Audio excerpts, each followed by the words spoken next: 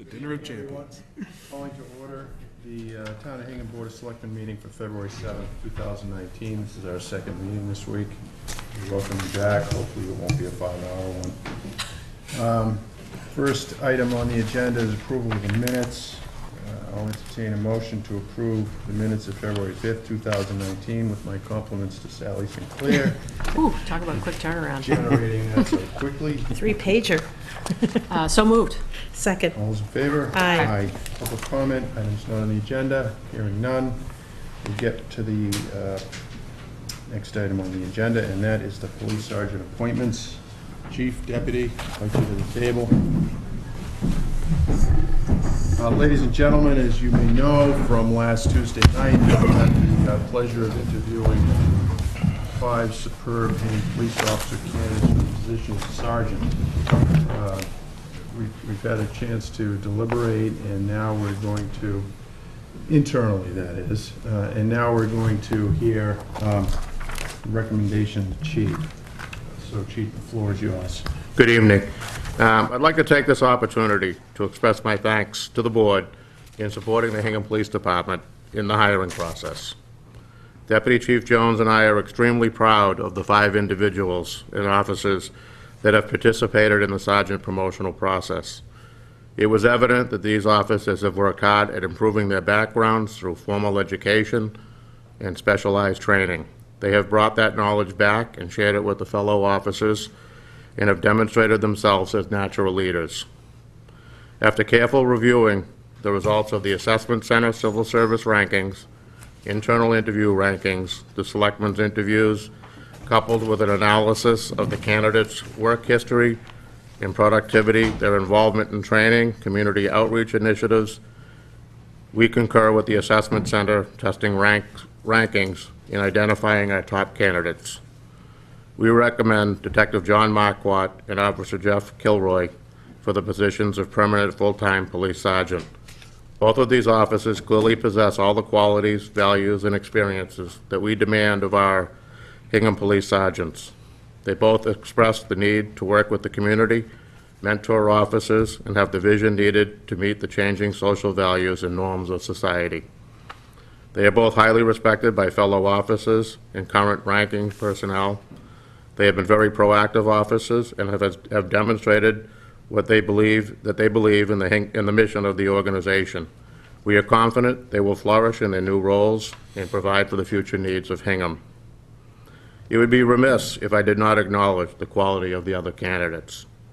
It is my hope that they remain positive and continue to grow and expand in their roles. Officer Smith, Officer McCracken, and Officer Sullivan have clearly demonstrated the qualities we are seeking, and I look forward to continue working with them in the future and about their ability to shape this department. Thank you. Thank you, Chief. Comments from my colleagues? Yeah, you know, we had the opportunity to interview the lieutenant candidates not too long ago, and then to spend last Tuesday night talking with the 5 of you, and I've got to say, it's just an impressive department, and it was one of the highlights, frankly, of the last couple months doing this job. Your enthusiasm, your care for the community, your qualifications, you know, any town would be proud to have you, and we've got all 5 of you, so we appreciate your service to this community.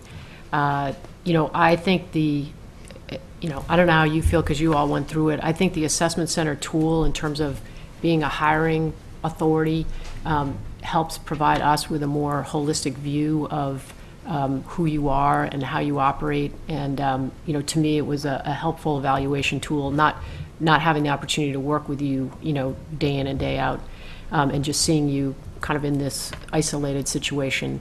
I have to say, I walked out of that meeting thinking this is one of the most difficult decisions that the chief and deputy have to make in terms of a recommendation to us to choose among the 5 of you. And I would reiterate my hope, sitting in this seat, that the 3 remaining officers continue, because we'd like to see you back here, for sure. Yeah, I'd like to offer my congratulations to Sergeant Marquardt and Sergeant Kilroy. I would be proud to have any one of the 5 of you as a sergeant in the Hingham Police Department.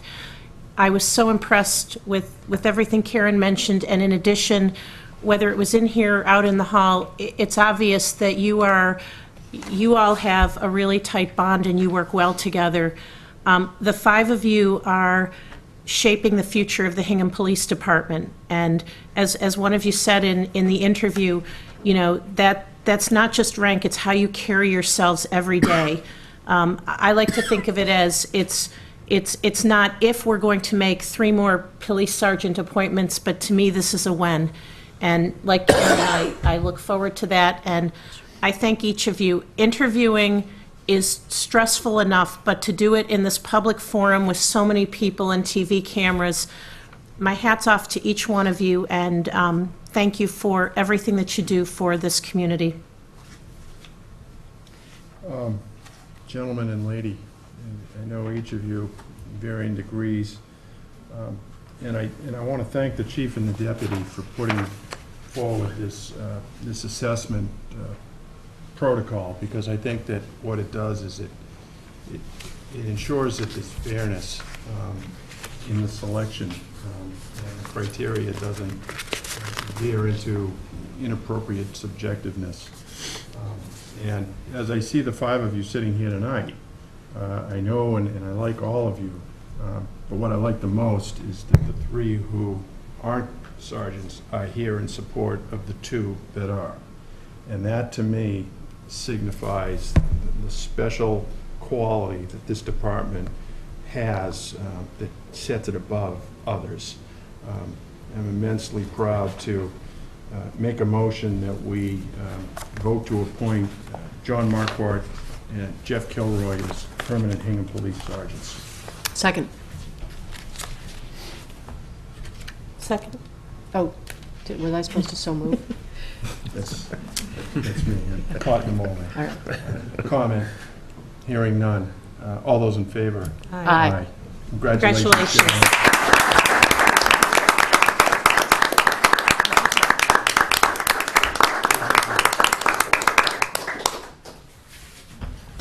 Thank you. Thank you both. very much. Appreciate Thank it. you, Deputy. Thank you. Did you do that? Thank you for, thank you. Mr. Falconeri's here.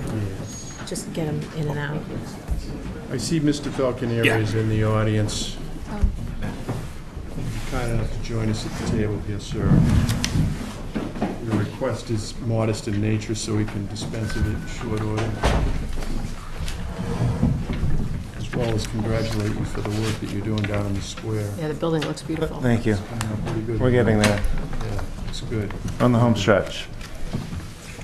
Well, we don't want to slow you down, so you want the fence up for a little bit longer? Is that what I'm hearing? I would greatly appreciate if we could keep it up for another 4 weeks. I think I wrote in my letter 6. Chief stopped me in the hallway. He kind of thought 6 was a little long, heading towards warmer weather. So I'd be fine with 4 weeks. Okay. The dumpster as well. It's within the fence? Or is it outside? No, it's been outside the fence, but it's in our, you know, we have the It's on Main Street? Main Street and the South Street side directly in front of our building. We just use that as one of the spots. Okay. And that would be there for 4 weeks as well. Correct. I mean, I got- Entertain a motion to allow Mr. Falconeri to leave things the way they are for another month. We do have a fairly Full lengthy and language. complicated It's a longer From motion than that. Attorney Murphy. Sorry. As much as I appreciate the effort.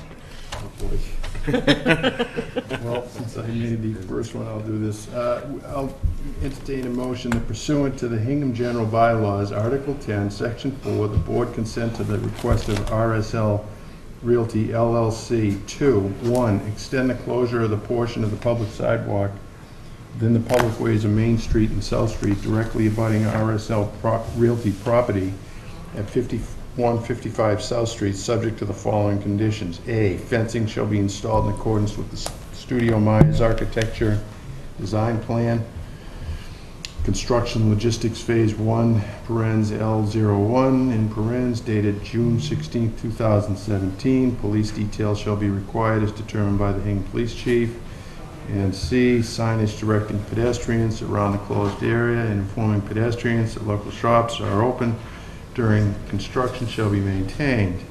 2, allow the use of the first 2 parking spaces on the west side of Main Street adjacent to the property for dumpsters subject to the applicable provisions of the Board of Health dumpster regulations. Foregoing consent shall expire on Got March 7th when I... March 7, 2019, and the fencing, dumpster, and any other obstructions to the public way shall be removed by 5 p.m. on such date. Second. All those in favor? Aye. Aye. Thank you. Thank you. All right. Now we turn to the main business of the evening, and that's warrant articles. And the first warrant article is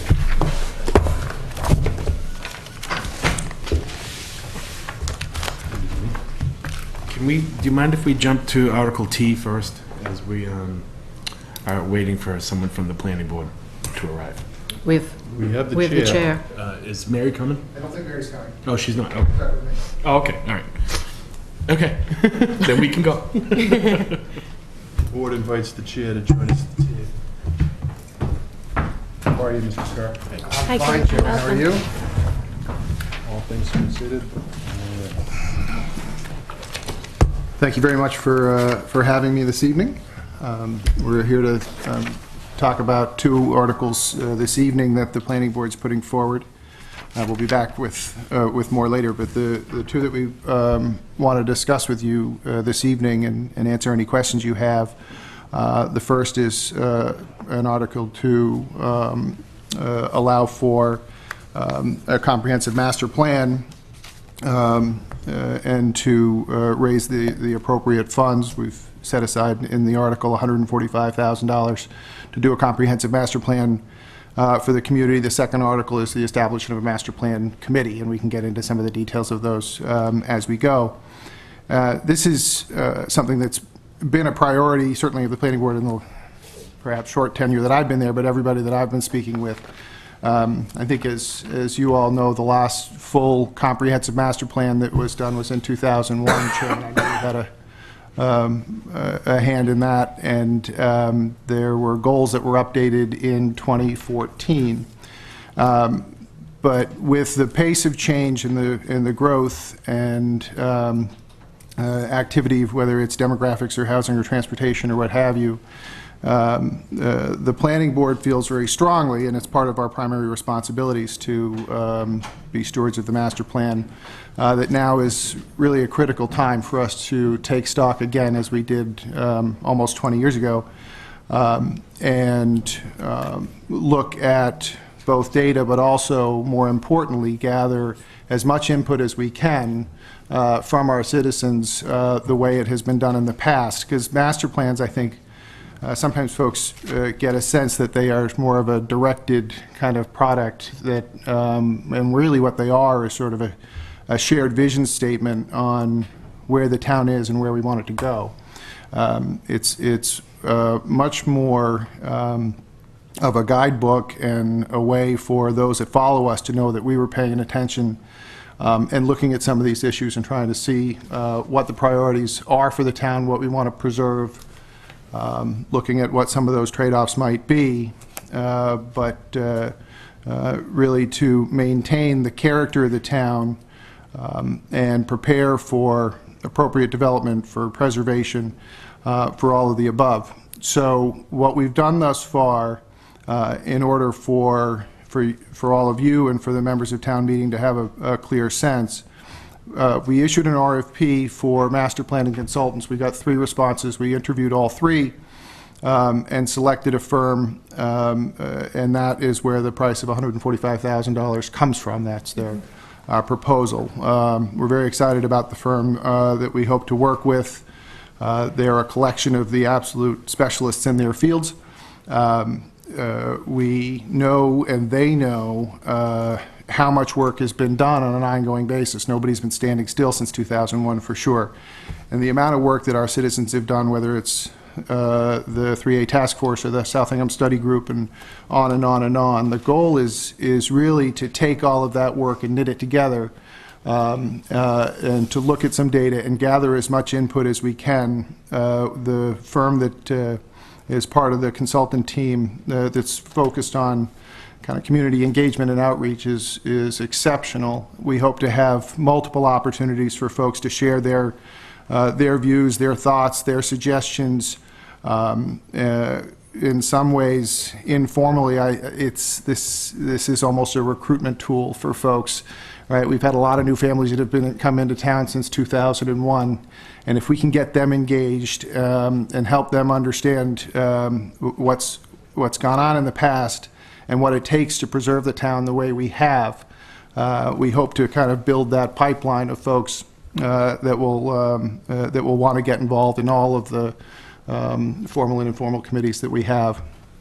So we expect the process to take 12 to 14 months if we're able to start in June. If town meeting approves the funding, we'll have multiple, as I said, community meetings to review drafts. The master planning committee, the makeup of that, I think we would work with all of you and with the administrator on sort of the right size and makeup. We want to be inclusive but not ungainly, as they say, right? So we hope to work with all of you on the actual makeup of that committee. So that is, I don't know how many minutes I've used up, but that's sort of the rundown of what we're trying to accomplish, why we think it's important. I think the timing is right. I've been in and around that business for a while, and I think that these master planning efforts are really critical. And we look forward to your support.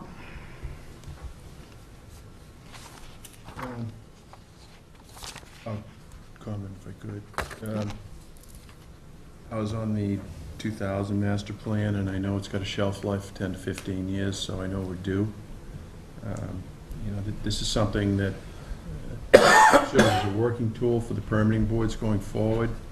And you know, in a town like ours, we have to be nimble and adaptable to the challenges we face. This is something that the entire town, should it choose to, can participate in. And it kind of sets, kind of guide waypoints for future planning decisions by the permitting boards as well as the Board of Selectmen to the extent it gets involved. So I'm glad you're doing this. It's due. It's due.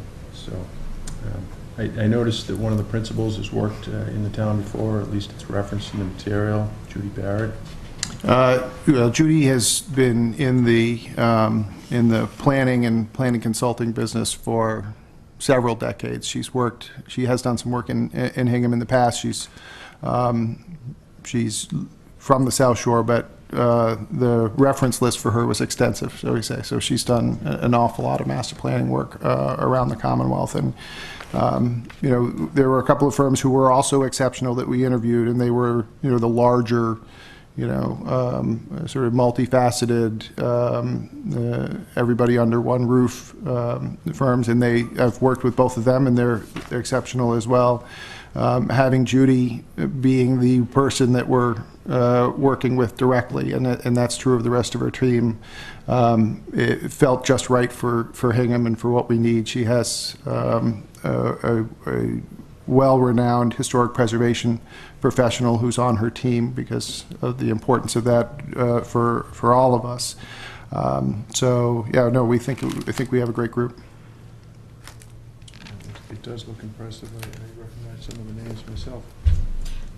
Gordon, from start to finish, how long do you envision this process taking? I think it's hard to tell till you get into it, but I think typically they run about we're saying 12 to 14 months. So if we're able to kick off the process formally in, let's say, June of this year, then by September 2020, I think is when we would hope to be able to present a proposed master plan to you. Just a couple comments. First of all, thank you for providing all of the materials. It was really helpful in, for me, understanding kind of, how you use this, how do you approach it. I had a lot of different questions about the process, and I kind of, go through, and there it was on the next page. So thank you. That was helpful. With respect to the $145,000, I think we're envisioning, and I see we have an AdCom liaison in the room, I think that we're envisioning that this would come from fund balance because of the, the amount of money. I don't think we would contemplate borrowing. If you look at it, it's $145,000 for a tool that has a 10 to 15-year utility. So, if you kind of break it out by year, that makes sense. I would just say, I like the idea of having the master plan committee. I would just give you a bit of a heads up, which is that it's been our practice in Hingham that the recommended motion of the advisory committee actually define the number of citizens and the appointing authority. And the reason for that is just so that there's clarity all the way around. So, as we go to work, you might want to, call Paul for, some of his thoughts, but I think it's the moderator's preference that all of that be defined in the recommended motion. So, you may want to be prepared to do that over the next couple of weeks as AdCom does its work. Yes, we'll work with the advisory committee and with the chairman, and we'll have that established in time, for sure.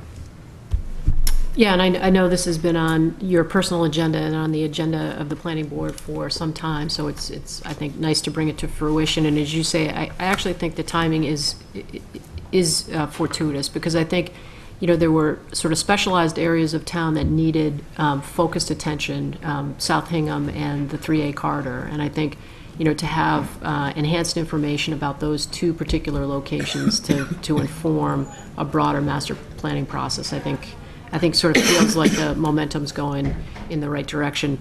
One question I had was, and maybe it's in the materials and I've missed it, but do you feel comfortable, I guess, with the level of engagement by the professional group with the town boards, sort of pre and post report?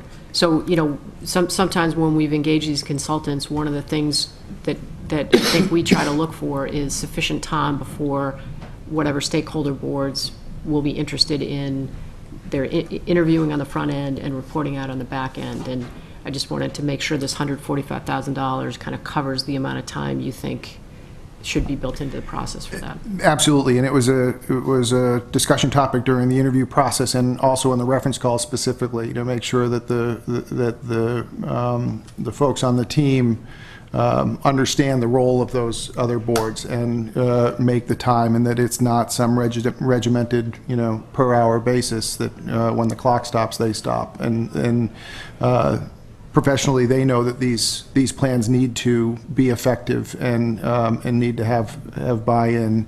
And the Barrett Consulting made a particular emphasis on implementable recommendations, right? That there's lots of things that you can propose that, based on a community's capacity and interest, may or may not be achievable. And they emphasize the importance of working with everybody in the town to establish a plan with recommendations that actually can be implemented. Great, thank you.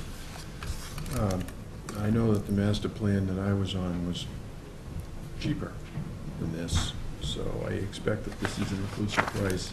And I can also tell you, following up on Karen's observation, we took 2 years. So I'm sure you're going to work much more efficiently. I'm not touching that. No. Because you know how Paul likes to just have these really long, right, exactly. Right. with a lot of I'm conversation. not challenging the chairman on efficiency. No chance. Sorry. He'll let you borrow his gavel if you want. Yeah, that's right. Okay, so that's the bar to set. Okay. All right. Noted. Well, I'm giving you an out. I appreciate that. Anyways, I appreciate that. Would you like a motion? just anybody want to chime in before we move on? I'd make a motion to recommend favorable action of Article V and Article QQ. And will that, so you'll amend that, or you work with the? We will. For We'll QQ? Yeah, okay. We'll work with the advisory committee by the time it's in the warrant with the actual number. Okay, We'll have the right language. I just suggest, Gordon, like just run it by Paul. You've got the benefit of his expertise in terms of number, experience, Exactly. appointing. Thank you. We will Second. work together on that. All those in favor? Aye. And we need to do something on the 43D, T. That's housekeeping, right? Just cleanup? For T, yeah, Emily's here if you want to speak to it. Okay. But Thanks, Gordon. Thank you, Mr. Chair. it is housekeeping. You'll be back. Ms. Wells, All right. join us at the table, please. Good evening. I do have one prop to add to your pile, Love a prop.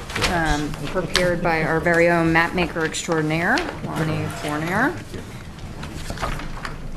So, as you mentioned, Mr. Chairman, this proposed article is really just a very modest update of, it's a cleanup of 2 prior warrant articles. In 2012, town meeting accepted the provisions of Chapter 43D, the expedited permitting law, and authorized the filing of an application with the Massachusetts Interagency Permitting Board to create a priority development site within the South Shore Park. The priority development site was then modestly expanded by town meeting in 2014 in an effort to include the entire park. By way of background, 43D communities commit to efficiently permit development within a priority development site, and by efficient, the state really just means within 180 days or 6 months, so not a heavy lift. In exchange, these communities receive priority consideration for certain state grants and funding opportunities, and one of these recent opportunities was our Green Communities designation and grant award. So the town qualified in part through the prior creation of the 43D development site. However, staff noted while preparing a portion of the Green Community application that a few of the properties identified for inclusion in the priority development site needed updating because their addresses had changed over time or a parcel ID was mislabeled. So there are 4 such affected properties. They're shown on this map in the beige area. Their corrected parcel IDs are just highlighted in yellow. Additionally, some of the land identified on maps in support of the 2014 warrant article and then the subsequent application to the state unintentionally omitted from the list of properties was unintentionally omitted from the list of properties to include in the PDS. So that land is primarily shown in blue. It's presently known as 0 Southeast Expressway. It's map 213 lot 30, so that parcel ID is also highlighted in yellow and consists of approximately 160 acres. There was, however, a 25-acre portion of that current parcel included in the priority development site by Article 30 of the warrant for the 2014 annual town meeting. That's identified on the map with blue cross-hatching over a green base. It was formerly known as 0 Commerce Road or map 207 lot 21. Since the remaining area in blue was not technically designated as part of the priority development site, we've submitted this warrant article to simply correct the parcel reference so that the narrative portions of our applications to the state match the visual maps that were provided to town meeting and submitted with our application to the interagency board, and then further fulfill the intent of the 2014 town meeting vote. Thank you for that very thorough explanation. So this is just a technical correction and not a change? Yeah, it doesn't change. All the maps that were provided to town meeting showed the entire South Shore Park. Well, and I appreciate you picking this stuff up and making sure that we've gotten it right. I feel like as we move along, sometimes we discover inadvertent or ministerial or clerical errors or omissions, and I think it's very important when we recognize that to get it done correctly. I'm good. Your competence is so impressive. Thank you very much. I'll take a motion.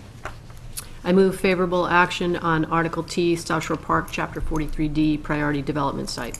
Second. Those in favor? Aye. Thanks, Thank you Emily. very much. Thanks, Emily. Good night. All right.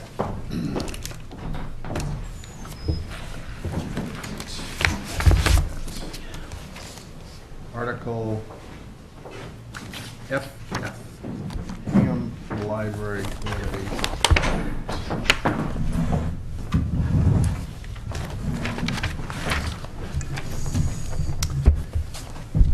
Thank you, Mr. Chairman, and members of the board. I think I've timed this out at about 3 minutes, and I'll move right along. This article asks the town, for those who don't know much about this, this article asks the town to accept a $9.2 million grant offered to the town by the Mass Board of Library Commissioners through the Public Library Construction Program to fund an expansion and renovation of the Hingham Public Library. This project has been developed by the Library Board of Trustees over the last several years, following public surveys and meetings in collaboration with the commissioners, and it has been funded entirely by the Board of Trustees, between at least $85,000 up to $90,000 for the whole process, including the architectural drawings. Last July, the Mass Board of Library Commissioners voted unanimously to offer Hingham this grant. The final deadline for town acceptance of the grant is April 30th, 2019, which is why this must come before 2019 town meeting. Acceptance of the grant entails acceptance by the town of the town's share of the total project cost. Briefly, the trustees' plan includes 4 basic elements. First, demolition of most of the old town hall wing, where the children's department is now, as far back as the zigzag ramp, what I call the purple skateboard ramp, leaving intact as public event space the area under the tower that was formerly the Barnes Auditorium. Second, construction of a new wing on the east side to the right of the entrance facing the parking lot. The ground floor would have a wide, bright, well-equipped children's department, which is desperately needed. The upper level in that wing has an expanded young adult department. Third, renovation of the rest of the old library, increasing the number of meeting rooms, study spaces, internet connections, and electric outlets, and restrooms. The new wing would also have meeting rooms. Fourth, an increase in parking spaces from the present 99 spaces to 147 spaces. We will present details of this project in the next few weeks. By we, I mean the Library Board of Trustees, of course, and the staff. We will present details of this project in the next few weeks on the library website, hinghamlibrary.org, in the library lobby, and in a series of public meetings, including, we hope, one at Linden Ponds. We will present schematic floor plans, statistics, and background information about the library's uses and needs. There will be fact sheets and brochures, including in writing answers to frequently asked questions. There will also be tours and press coverage. We will also present architectural sketches with preliminary cost estimates of 4 other possible library renovation plans, should the townspeople decline the grant for the trustees' plan. They are considerably smaller, and they include no grant or outside money, but you will see them before town meeting. The projected total cost of the trustees' plan, which is currently being reviewed and updated, is $26.2 million. When the $9.2 million grant is subtracted, along with an accompanying lead grant, an energy efficiency grant, of approximately $250,000, and the receipts of a $1.1 million capital fund drive to which the trustees have committed, the net cost of the town is about $15.7 million. Cost estimates are presently being reviewed by our professional estimator, and we believe at the end of this process we will remain close to our original cost estimate. The grant will not be less, however, and we hope to do better in the capital fund drive, better than $1.1 million. One important point, final point, we have been told that we should assume that a debt exclusion ballot vote will be necessary for this project should the town meeting vote carry by the necessary 2/3 majority, that the project could not be funded from current balance or existing debt capacity under the Prop 2.5 limit. If we must have a ballot vote, and we haven't heard for certain that we will, as we understand it, the Board of Trustees, not the Board of Trustees, the Board of Selectmen must vote to place it on the ballot by, I think, March 21st. Otherwise, the project would die, and the state money would be forfeit, regardless of what town meeting does. So we assume that will be on the Selectmen's agenda sometime in due course. That's my basic summary, if there are questions. And I should say, Library Director Linda Harper is here as well. Who wants to start? I guess I can start. Thank you, David and Linda. The information that you talked about that's forthcoming, we don't have any of that. The only thing that we have is the article itself. Was there any thought of providing, you mentioned 4 options, an FAQ sheet, other information. Was there any thought in providing that to the board before tonight? Because, I mean, I've looked at information on the website, so it may be that it's there, but it sounds like maybe there's some additional information. The answer is that it's still in the process of being prepared. Okay. And I guess. we haven't got nothing in our pockets or drawers Yeah. that we aren't showing you. So, I guess I've kind of got a few notes here. I think back in August, when I met with David, I talked about options, I talked about an updated cost estimate, and I guess it's a little surprising to me that and I think I asked for that in late January as well, and it's just, I think this board is in a very difficult position tonight, that we've asked for some information that I think is important on a project of this size, and not having that information makes it difficult. And as I said, I recall back in August that these were things that the board requested and said would be helpful. Are you referring to the designs? The material? We talked about, I've suggested on a couple occasions an updated cost estimate, because we've been, hearing from a lot of people that come through our door that vertical construction costs are escalating. And then there was the discussion of additional options beyond the state grant. And I know I've been urging the trustees for several months to provide those to the town, as was committed to this board 2 years ago. So it's just difficult for the board tonight, without that information, we're being put in a tough spot in this decision, is, I guess, speaking personally. No, and I guess I had thought, perhaps as part of this presentation, you might come in with your other options, the cost for those other options, and then some sort of analysis of the trustees' decision-making as to why those other options were inadequate, and why select this option. And frankly, one of the other things I thought I would hear about at some point in time is a thorough analysis of a regionalized library and why that might or might not work. So, typically when we analyze something like this, the proponents will sort of take us down. They start their decision-making, right, with all the cards on the table, and then they narrow into the hand that they play. And to endorse a particular outcome, right, it would help me to know where you started and how you narrowed in to get there. And I don't have that. Well, there are a number of different questions that you raised. Difficult to get into them all.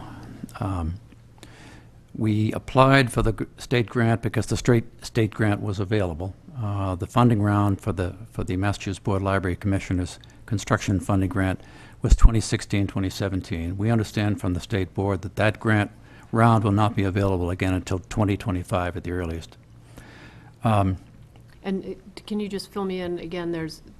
I thought from the State Library Board there was a certain reimbursement if you were building a single, a library for a single municipality, and then there was a higher reimbursement rate if you were cooperating with other communities to build or renovate a library. There is a different reimbursement rate for an application for an individual municipality. There is a higher reimbursement rate if 2 towns go in together. And what's the differential? Well, it would be nice if it would be simple to say. There's a formula. The formula for, just for an example of how complicated this is, the formula for a 2-town application is 75% for the first 3 million, I think 65% for the amount between 3 and 6, 45 for the amount between up to 15, and then 35 for the amount above that. So you have to sort of look at your project and figure out which pieces would be reimbursed. So the reimbursement rate for this proposal is about 36%. The reimbursement rate for a two-town proposal would be for this particular proposal of this size, would be about 56%.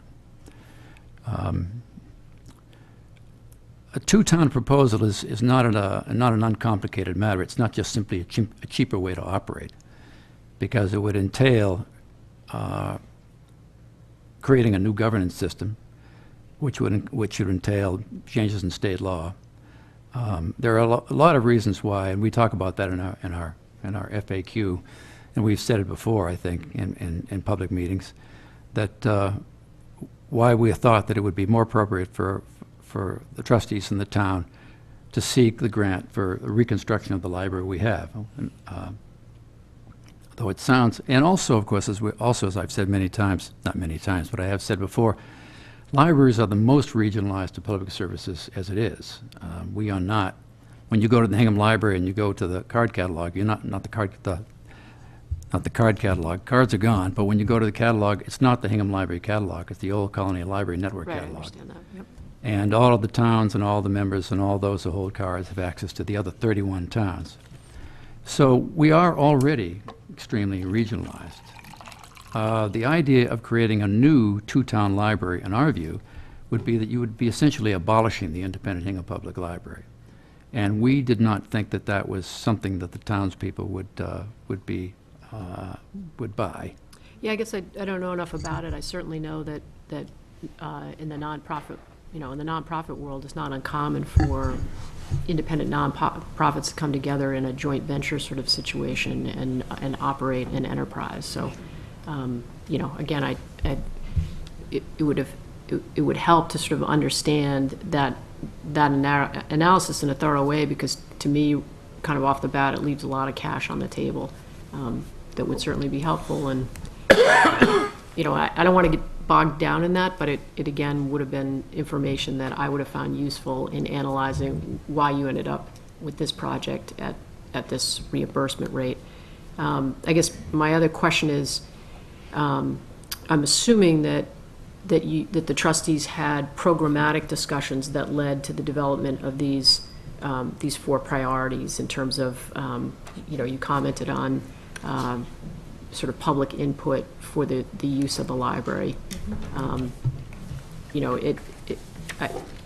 I realize that the library space is a little bit funky, the way it's sort of set up, but there is a significant amount of space there, well-used space.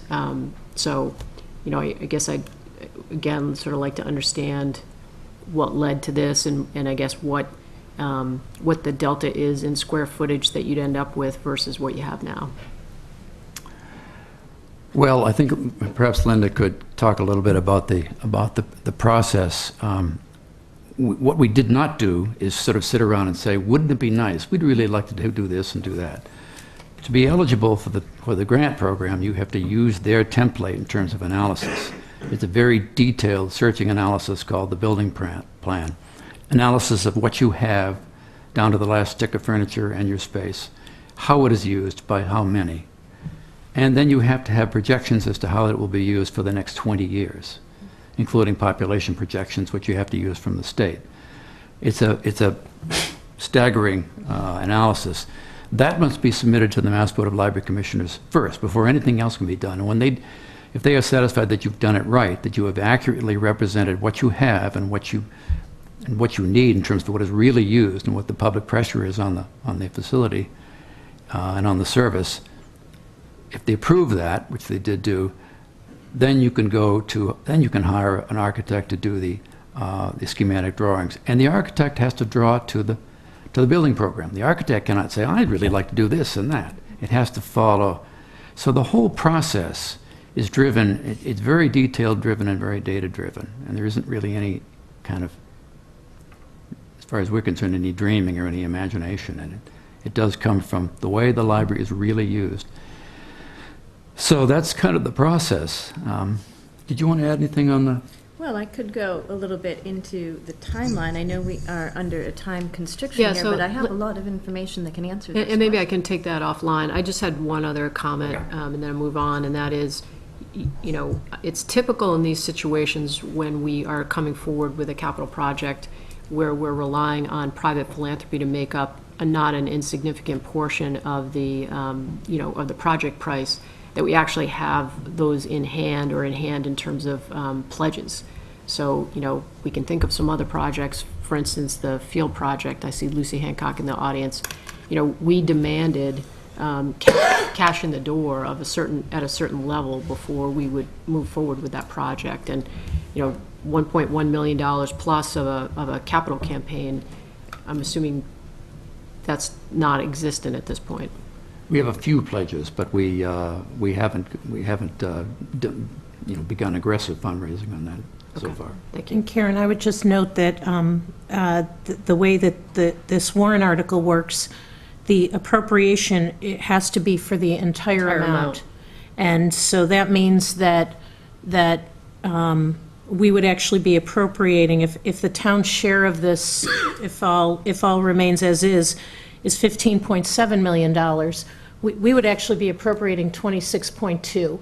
The state would reimburse the town for $9 million, but to the extent that the fundraising doesn't occur, the Hingham taxpayers, you know, are paying the difference. I'd also note that to the extent that there are any sort of cost overruns on the project, that the way the library grant works is it's a flat dollar amount as opposed to a percentage. Yep. So again, you know, hypothetically, if, you know, again, given some of the cost pressures that we've seen on other projects, if $26.2 million goes north, you know, that would again be the town's responsibility. But initially, the warrant article as written, the town has to appropriate the entire $26.2 million. And maybe I could just talk for a minute about the dollars and the, you know, the source of funding. Obviously, for a project of this size, we don't have the cash. We're not like Cambridge, where they pay cash for projects like this. So we have to borrow, and we have two options. We can use non-excluded debt, which is debt within the levy limit, or debt exclusion, which is a 20-year tax increase. And it's basically an authorization to raise taxes for the life of the financing, which is 20 years. Back in January, I sent a letter to David and the trustees to say that if you use the advisory committee financial model, the year one debt service on this project is $1.5 million. So if we wanted to try to fit that into our operating budget, we would have to find $1.5 million. And my opinion, and Tom and I have talked about it, is that, you know, while we'd like to do that, it's just not feasible. And in my estimation, it would result in a contraction of services, both on the municipal and on the school side. Our revenues typically grow by about 3%, and the budget requests we get are in excess of that. So from my perspective, this would have to be an excluded debt offering, which, as David mentioned, would require the board to take action for, you know, a ballot question. So it would be a 2/3 vote at town meeting, and then a majority vote at the ballot box. And just to sort of finish the loop on the dollars, and then I'll pause, is, again, using the advisory committee model, if you assume that the town's share, and, you know, I did it for $17 million because we don't have $1 million of pledges in hand. On the average assessed value house, which is $700 and something thousand, the year one tax impact is about $200. So in addition to everybody's property taxes going up by sort of the average assessed value house goes up by about $250. This would be about $200. Now, I'd also point out that year one is the highest. And so it goes down every year after that. I don't remember what the average is, but this to me is a $200 tax increase or a reduction in municipal services. Those are the two ways to fund it. Good evening. It was, I just should say that has been our expectation, our assumption that that would be necessary. I We did not. I think that's, we I did think not we were all imagine that it kind of would be aligned on that. unlimited. Yeah, Right. yeah. I want to step back in time because I think it's important. Because I took a vote in reliance on the fact that the town was going to be presented with 3 options on January 19th, 2017. Both of you indicated that that was in fact going to be the case. And the reason that I remember it, it's one of the few votes that I took where I wasn't aligned with my colleague to the right. But yet, I was willing to entertain it. And what you're telling me is that you don't have 2 options other than this one here. You have the grant application, you have plans, you're talking about getting a couple of other options, but quite frankly, I don't see how, in fairness, you can do that in the time frame that we have. That's my first problem.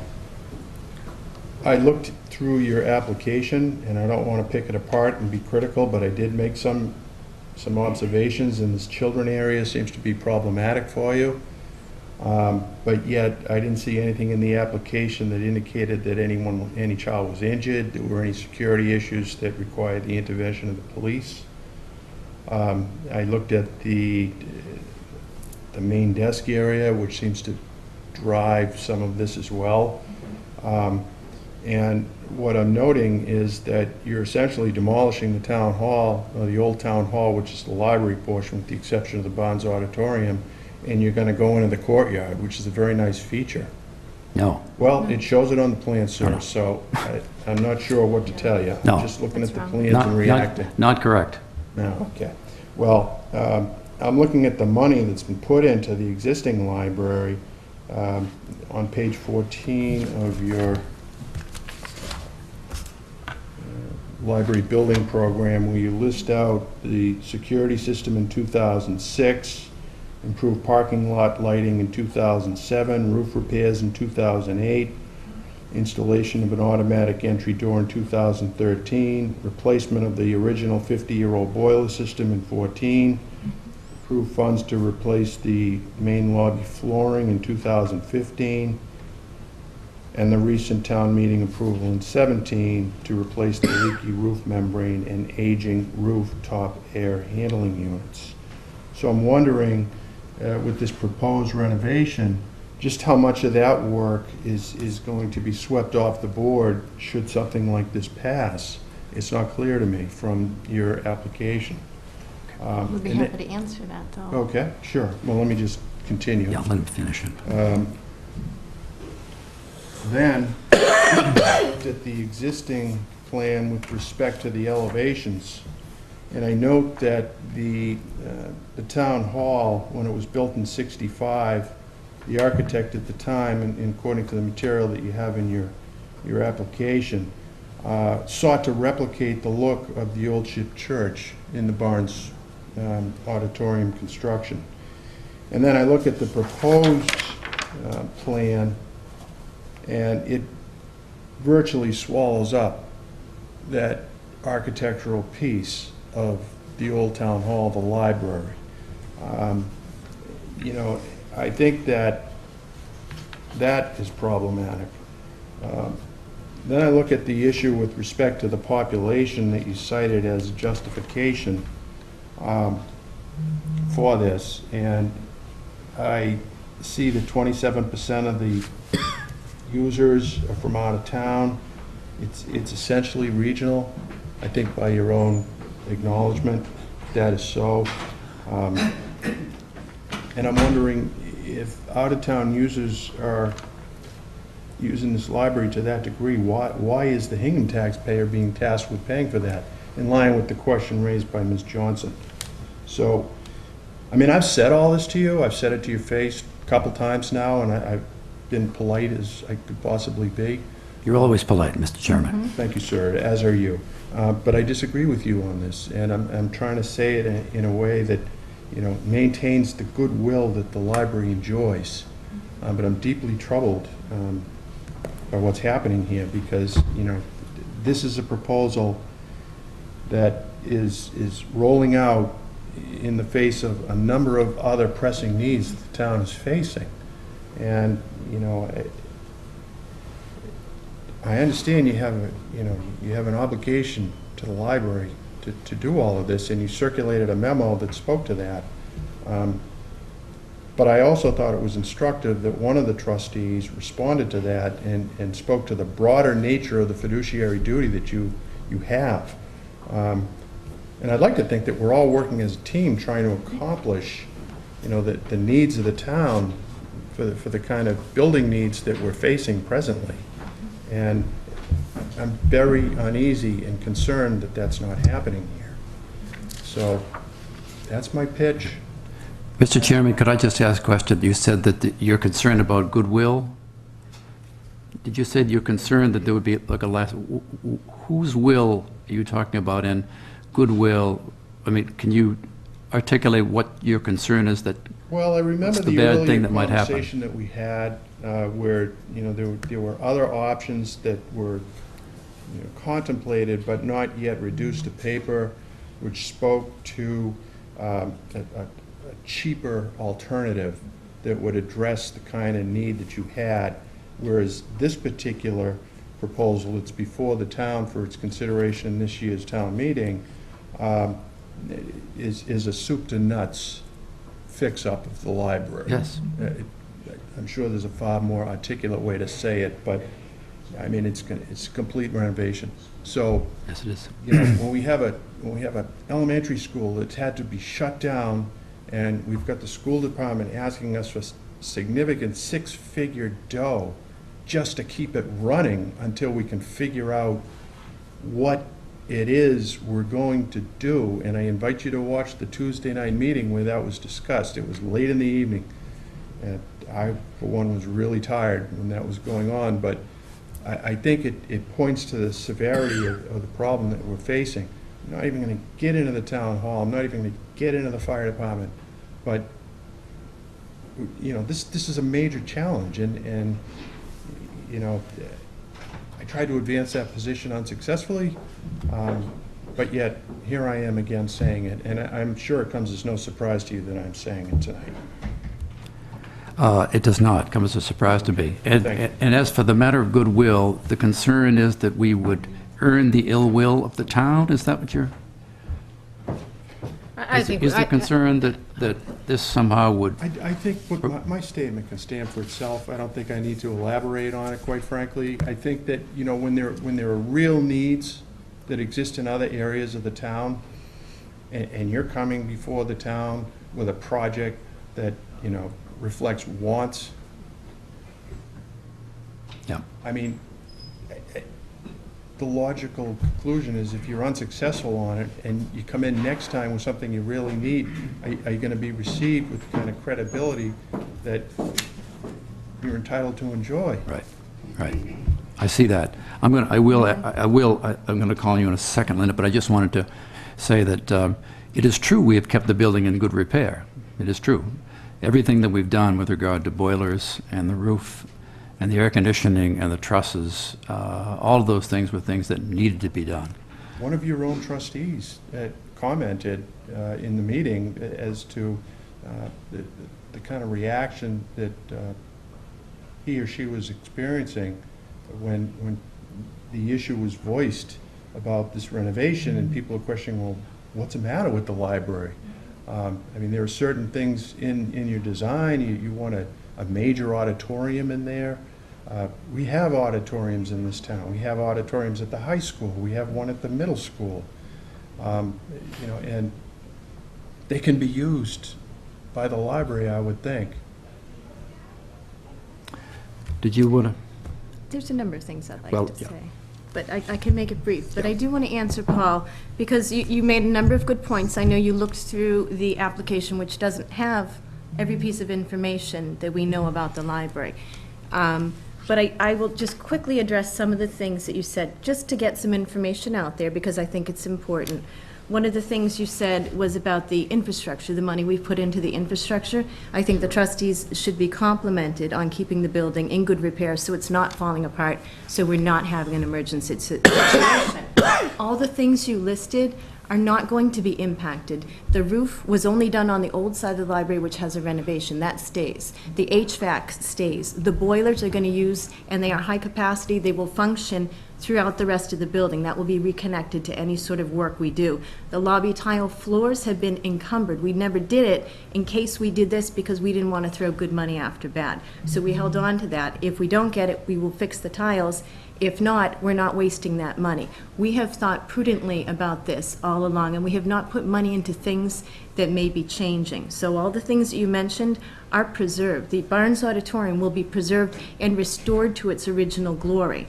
I understand you're looking at the sketch to see how it would look. I know sometimes those architectural sketches will be difficult, but we were very cognizant of the fact that it has historical significance after the old ship church. That is preserved and brought back to its original use. It wasn't designed to be a children's library. It was designed to be a meeting room.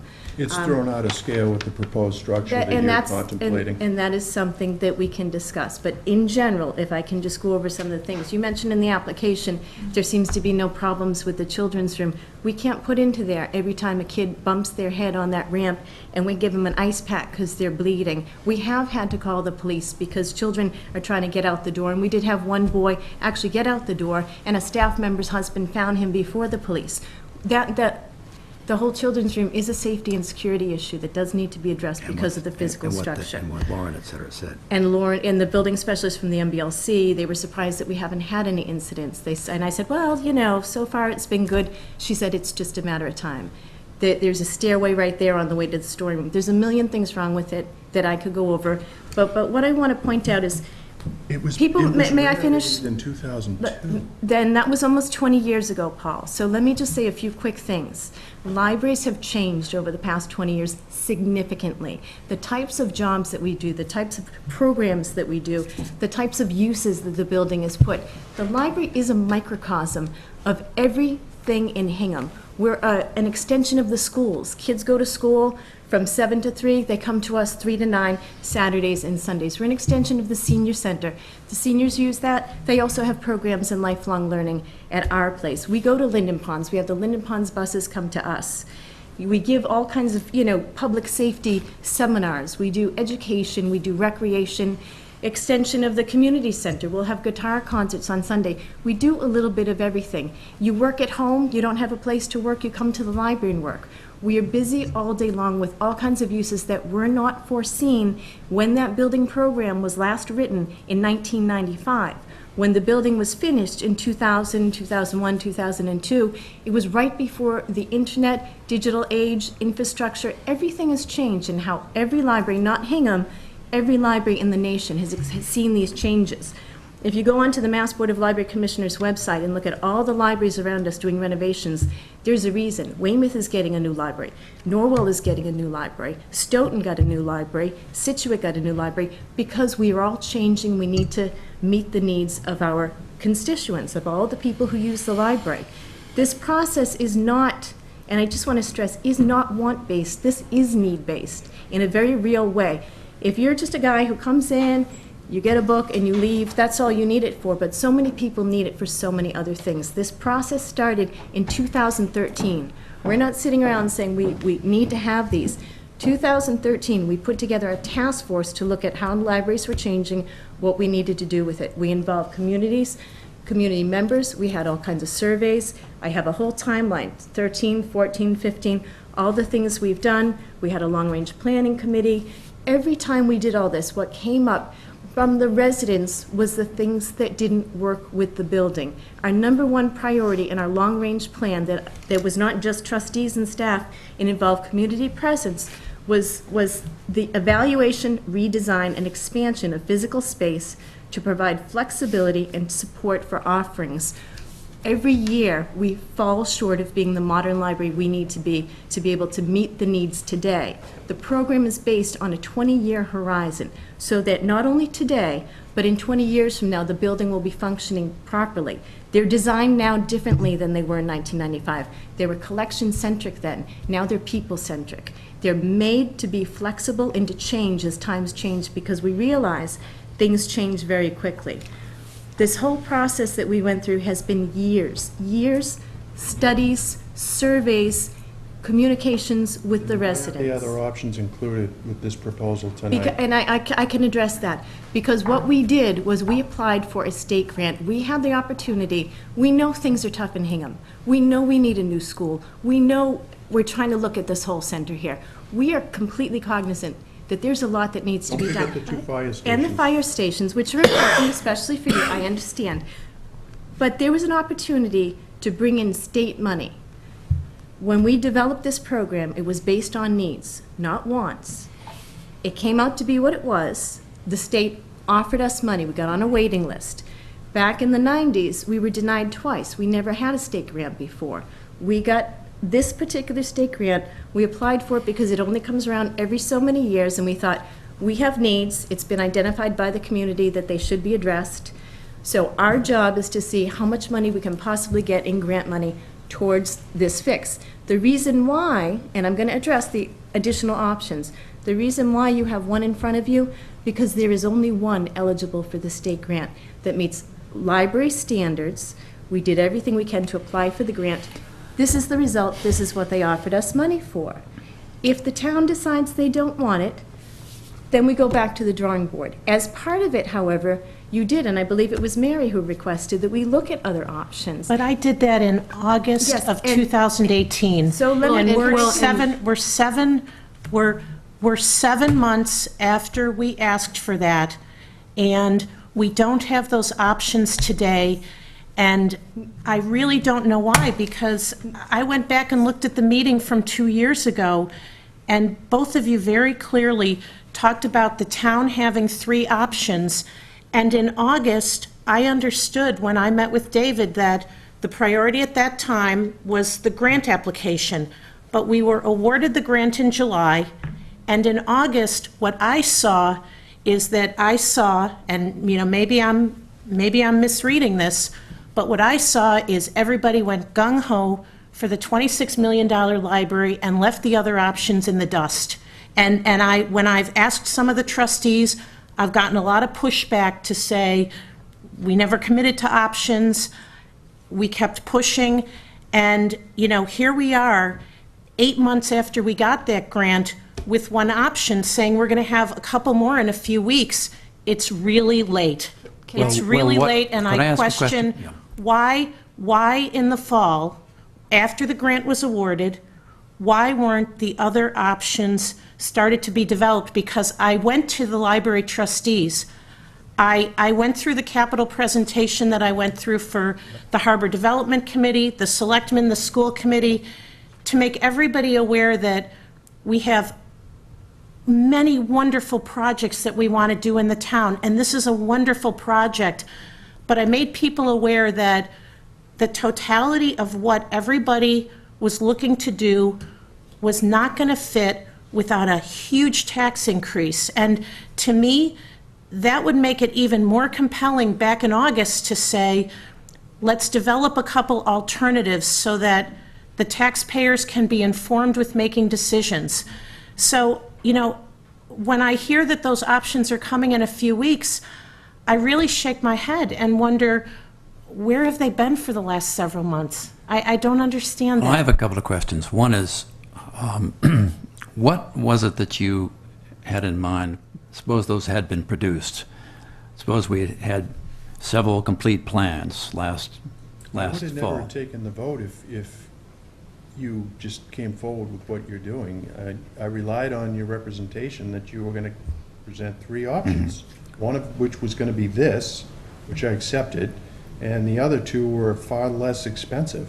And the townspeople could make a determination balancing the other needs that the town is confronting and act accordingly. I don't know what they're going to do, but now we don't have that. And you know, the elevation plans that I looked at and drilled down on are 2 years old, so the pricing is stale, and we have very reliable expert input from other projects that the construction costs are skyrocketing, so I don't think the $27 million figure is accurate in any way, shape, or form. It's probably closer to 30+ million. I'm just being truthful to you, Dave. Your truthfulness is not in question. Well, I Never mean, would be in I'm just trying to question. be And so are we, straight. by the way. This is the problem. We are have not to being, think about the entire we are not town, being though. deceptive. There is a small matter of money involved. That is, the cost of this entire project has been funded by the Board of Trustees. There's been no town money involved in it at all. Most of the work, most of the funds that were appropriated from the trustee endowment, which we usually use to buy books and cover our small deficit, most of that money went into the development of the architectural plan. And it's not just a matter of, as you know, simple drawings. It was a very detailed analysis of the building, the elevations, the levels, all the complicated problems. That was all carried out by the architect to bring this plan to fruition. If we could have done 5 of those or 4 of those, it would have cost quite a bit more money. We do have, all we ever had really was just possible sketches. What else could you do if you didn't do this? If the state money were not available, what else would you do, and what would it cost? But I think it's important to know that, and we haven't even talked about the parking issues here. You know, you're talking about permitting in established neighborhoods, and, you know, the parking by implication is going to take away a significant amount of the green space that is enjoyed in the setting. It is, we did go to the I saw, planners, I and they thought all that was a looked at tepid it, assessment in so, all due yeah. respect. I mean, it was a very restrained an opinion. Mm-hmm. And in fairness to the planning department, they really didn't have a permit before them, but they alerted you to the fact you're gonna need a special permit A3, amongst other permits, and, you know, that involves a whole parking analysis and circulation issue. You know, there's a lot going on with this project, a lot. Yes. There is a lot. Sure is. And more than just money. You know, I was on the planning board when it was permitted, you know, in the late 90s, and it was very difficult and very challenging for one of your trustees to shepherd this through. I think most building projects have their challenges. This certainly would fit into that It category. was disappointing that the cautionary tale that was related to you by that particular trustee didn't seem to hold any water. Paul, we had an opportunity to apply for a state grant. We have done exactly that. We did it according to grant rules. This is what we have. This is the offer we had. As for the options, we did have the architect. Now, mind you, it cost $75,000 to, may I finish? Please. To do this. That's a significant amount of money. We asked the architect, so we have comparison that we share with everybody. What else can we do? What are the price points? Can you give us a ballpark of what will be done? They are not this kind of development. That would be another 3 $75,000 developments. But we asked, back of the envelope, give us some sketches. If we do some renovation, if we do this, what can we do at different price points? We have 4 different price points, 4 different options that are concepts. They are not full schematic designs because that's beyond the scope of this. You know, most building projects, I don't think the schools come back and say, here are 3 full designs. That's time, that's cost, that's effort. We were focused on the grant because that had a deadline, and that was the opportunity in front of us. We had the architect write up additional concepts, not 3, but we have 4 options. What can we do for the building? We needed to know, is this good? Are we going to spend just about as much money for half the amount of what we'd get for this grant? That is what we have. That is what we will be sharing with everyone. We're putting together our advocacy posters, things like that, so people can look at these concepts, see them. I can give you a sense of what they are and what the prices are right now, and I'd be happy to send you the sketches. But just to be clear, we have done that for comparison so that we know is if this was so out of the water and we could do just as much for half price, we would not be sitting here today. we wouldn't be. So what I have are 4 options that range from about $9 million to $20 million. And basically, they just involve renovation, small additions, trying to change things up. The one that leaves the old town hall as it is, but adds on, you know, a little bit of a bump for the children's room, depending on the size, is anywhere from $14 to $17 million without the escalations built in. We're asking for $17 million for a full renovation. Just to give an idea, we are looking at this. I don't want anyone thinking that we're not doing due diligence and trying to figure out the best way to spend town money, because we are. And I can send that all to you. The public is going to get it. We're going to have public meetings on it. It exists. It's real. The amount to do, even a minor renovation, would be not even close to what you get for this. People can make that decision at town meeting. They will have full information. They can look at it. If they say, boy, we really don't want to spend this money and we want one of these other things and get half as much, that's their decision, and they'll make that decision. They will have that information, and so will you. But they're not full schematic designs. That's a $70,000, $80,000. And I just, couple points here. The first one is that we have a hearing tonight on this article. I would have appreciated those because I haven't seen those options. I have one piece of paper and I'm being asked to approve $17 million. So, you know, if these things are out there, they haven't been shared. I just go back to, you know, back in 2 years ago when this was discussed, this board was told that the second and third options would be viable plans developed to give residents additional approaches toward improving the building at various price points. So the way I would see it is, look, we've got a $26 million, you know, one option, which would be the, you know, absent financial constraints, that would be the ideal for everybody. That would certainly be the ideal for everybody. To me, if you're going to do 2 other options, you know, I would look at it and say, well, a $20 million option to me is really kind of a false choice because we're getting $9 million from the state. I don't see that as an option. I see if the taxpayers are being asked to spend $16 million, I'd probably want to know, okay, if 16 gets me 26 million of value, which would be great, what would 10 million get me? And what might 5 million get me? And I don't think there was ever an expectation that there would be details to the extent that it was in the grant. I think that was clearly understood. But we haven't seen anything of those other options. And that's not what we were told we were going to have. And so... Well, I think when we talked last summer, Mary, you and I think you said we'll have to agree to disagree on this point, and that is the understanding of what these other ideas are all about. Our understanding of it was always that we would have some other options for comparison, so you could see how much less you would get if you were spending all your own money, and if you didn't get the.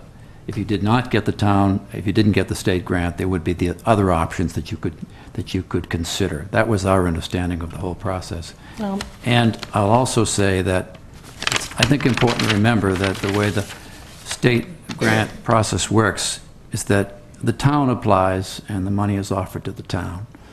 That is, which is why we came to the Board of in order for the application to be accepted, the Board of Selectmen, or it would be City Council, as it was in Weymouth, would have to agree for the application to go forward. And the legislative authority, which of course is town meeting, would have to agree to let the process go forward, to let the application go forward. So we did that. I don't think we deceived. I don't think town meeting, when they approved our application, they approved the application. They knew the application was going to go forward. I don't think we deceived anybody on that. So let me read to you what you said in January 19, 2017, quote, "In addition to the design that is part of the application, under the trustees' financial commitment, the architects will create, with cost estimates, drawings for the 2 lesser options as well." That was right 2 years ago. And Linda, you indicated that This is not a building project ready to go, i.e. the application. Your support tonight does not indicate that this is the preferred option of the 3 options that will be developed. Right. But, you know, developing the other 2 options 8 weeks out of town meeting is certainly not what was contemplated in the vote that I took, ever. It's not fair to ask me to, you know, drill down a multi-million-dollar building construction project and its options in 8 weeks. Well, okay, we will agree to disagree. So,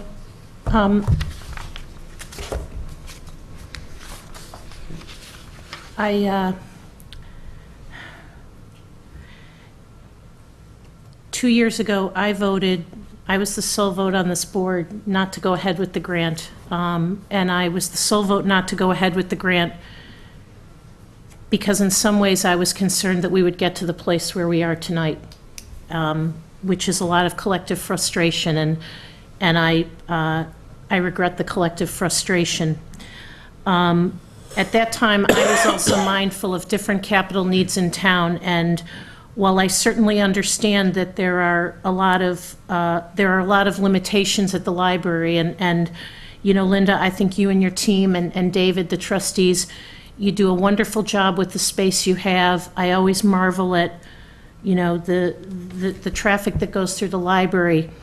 I guess for me, even 2 years ago, as I looked at the needs of the library and I looked at the needs of some of the other facilities in the town, which, well, I understand that's not part of your purview, that's kind of part of our purview. Yes, it is. I felt like if I had to sort of prioritize all the improvements, because again, we just don't have the financial capacity. I like to say to the school department, you guys can come up with ideas to spend money faster than we can collect it.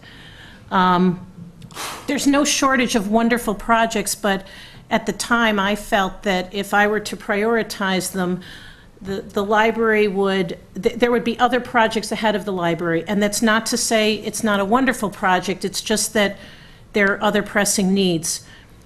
In August, when I shared the financial picture with the trustees and I urged the development of a couple options, it was with the hope that perhaps there might be something that we could do in the library to, you know, while it might not be the, you know, the everything we're looking for, you know, could we perhaps make some improvements to address some of the concerns that, you know, that you've done a really wonderful job researching. I think what's also happened in the last few weeks or the last couple months is that the situation at Foster School has also changed. And we're facing a little greater urgency in moving ahead. And that may also mean that the townspeople of Hingham may have a greater responsibility for that solution. And so that's, you know, that's kind of another thing. So, you know, setting aside the questions of options and this or that, as I'm looking at this right now, I'm having a hard time asking the residents of Hingham to raise their taxes by a couple $100s for this project in light of what else I know is coming, and because in my own mind, I'm not sure, I'm wondering if there might be a different alternative that could address some, I realize not all, of the other issues. So I guess that's where I am tonight. And I don't think, and I'm putting it out there because it sounds like there's a lot of information that may be developed over the next several weeks. I would just say to my colleagues, for me, the overarching concern is more of a financial one, so I don't think I would change my mind on this particular warrant article, even if we were to get some information in a couple of weeks. I hear you. So I wasn't on the board when the vote was taken, but I was at town meeting, and I certainly understood that we needed to jump on board and apply for the grant, otherwise we'd sort of lose our opportunity. But I fully anticipated that there would be other options that would be reviewed both by the trustees, but also in collaboration with the town. And I feel like if we had started in August, to Mary's point, with, okay, we could do this, and it maybe solves the issues for the library into the future, and, I understand that that's part of your responsibility. It would have been nice to know, for some short money, how do we continue to breathe life into what is a functioning, what is a functioning building. So, we heard from John Ferris the other night on some of the school physical plant issues, and, one of the buildings he points out is Plymouth River School. And, he keeps saying, no, we can put some money in here, and we can address specific concerns, and we can keep going. And so I would have appreciated and would have thought, particularly if we had started these conversations in August, that maybe we would have been able to rally around a price point at that level. And then we would also have had conversations around, well, to Mary's point, like, does that make sense? Does it make sense to spend the short money? But I'm also having trouble. I love the library. I'm having trouble voting against this, but I think that, to me, it hasn't come with a robust kind of conversation around about lower price point options that might address certain of the very real issues that I know you and the library staff deal with every day. And I also feel like, to Paul's point, the financial projections for the construction, I don't have a great deal of confidence in. And the expectations I have of other private philanthropic support for other projects in town, past and future, aren't met by this proposal. So again, if I'm getting put in a box tonight, a very, very uncomfortable box, I can't do it. Well, one thing that I would say, I think, and I know you've given us a lot of time to this discussion tonight. I beg your pardon. One thing to keep, no, that's okay. One thing to keep in mind is that I think cannot be forgotten, notwithstanding all that we have said about other options and other expectations, is that the town it is the town that applies to the Board of Library Commissioners, to the state through the Board of Library Commissioners. And if they offer the grant, they offer the grant to the town. They don't offer it to you, they don't offer it to we trustees, they don't offer it to Linda and her staff. This is $9.2 million offered to the town of Hingham. And we either take it or we don't take it. And I think some explanation is, I think if it is taken, many people, I imagine, certainly you, if it were to be accepted, would regard that as not a good outcome. No, I'm not saying that. I think we're in a position tonight to make a recommendation to town meeting as to whether we think this has been a fully vetted proposal that is deserving of the support of town meeting. And I don't believe that we have provided the townspeople with that comprehensive analysis of what the range of options and the range of costs would be. And yes, it is a $9 million grant at a cost to the town of $200+ on everybody's tax bill. So, yes, it is a grant coming in, but with every grant that we accept, we have to fully understand what our responsibility is on the other end of the grant. So, I think I'm ready to vote. Public, yes. Ms. Hancock? Lucy Hancock, 15 Amber Road in Hingham. Just a procedural question. You're probably going to address this, but we currently have FF, KK, and LL. I'm assuming one of those are going to drop and two will remain on the warrant. And if so, the KK and LL are the splitting of the funding and the building committee. They're currently listed as being sponsored by the Board of Selectmen. Will that continue to be the way it's written, or will it become sponsored by the Board of Trustees, as is FF, which would logically be the item you would drop when you number the articles and put them on the warrant? Does that make sense? So I can Spoken like a address. true AdCom former chair. Nothing but analytical. I can address that if you'd like, and John, if I'm getting any of this wrong, please chime in. So because the trustees voted FF, and that was the article that was submitted. That's why it's on here, and until the trustees vote otherwise to remove it, it's going to remain on here. That's my recommendation to the board, that they vote on FF. As far as KK and LL go, I would suggest that they need to be, because they weren't voted on by the trustees and submitted to the town, that they need to be sponsored by someone, and that's the Board of Selectmen, who have agreed to add them or include them in the warrant prior to the deadline, so that we could have clarity on FF. Well, as you know, the trustees meet about 4 or 5 times a year, and the vote on FF was taken right before the request was made to split the article, which made sense procedurally. We've done that with other articles. The last time we did the school article, we split the funding for the feasibility study from the building committee. So we weren't able to go back and re-vote an alternative to motions, and now the next meeting is, stop me, but I'm not sure, is it May? It's March. March. Okay, so do the Board of Trustees need to do something to take FF off by voting that we want KK and LL, and will that be happening in time to get them numbered for the warrant? I would think that the trustees should get together and have a meeting and vote to remove it from the warrant. Sooner That would than be my March. recommendation. In other words, the sooner we can get together with the trustees and say, we agree to the splitting of the articles to take FF off, you would need that to remove it, because there's no sense in having 3 articles. Well, I agree, but that's up to the trustees. Okay, I don't think we realize that. That's what I wanted to clarify that we need to do.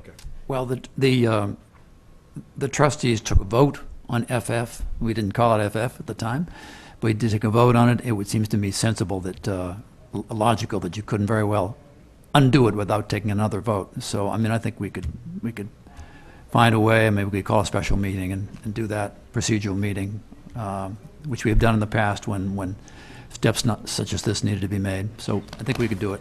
Okay, and when the trustees vote to accept the splitting, will the sponsorship remain Board of Selectmen, or will it become Board of Trustees? Should stay with the Board of Selectmen, because unless you're going to remove and change the article we'd have to reopen the warrant. We'd have to reopen the warrant and reinsert new articles of the same language with new sponsors.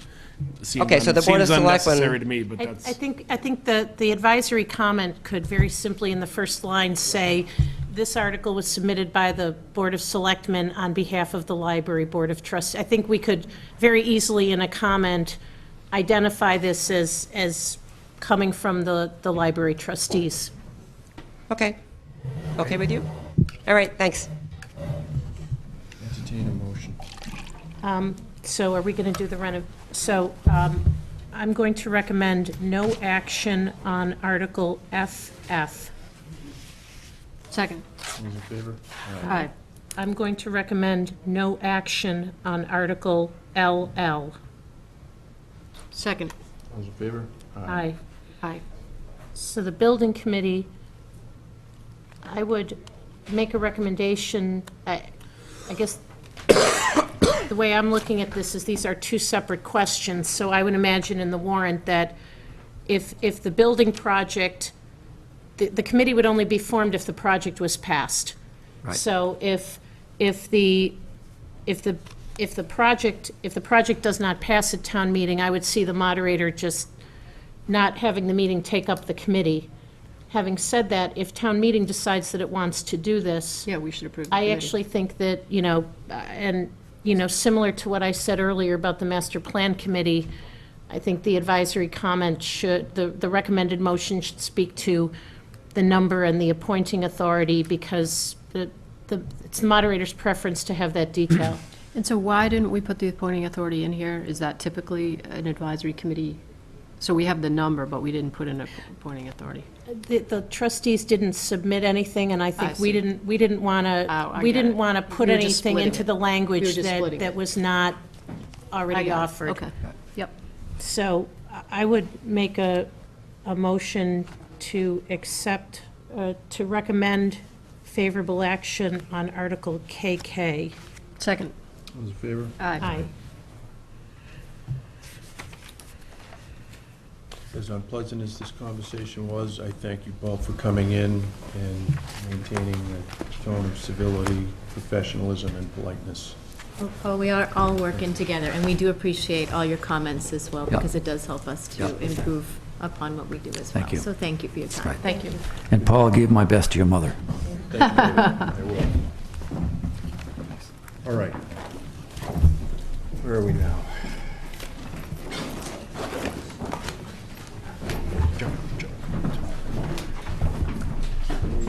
Ken knows where we are. Coming up like a horn. All right. Harbor Good evening, Time. Mr. Harbor Chairman and Time. Board. Bill, and I'll be right back. How are you, Very good, thank you. council? Article X. It's a good letter to get. X marks the spot. Sure, A lot of so, MGL in this one. would you like me to just start?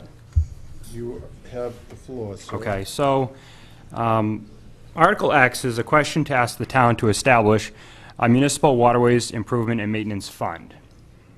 What this fund is it's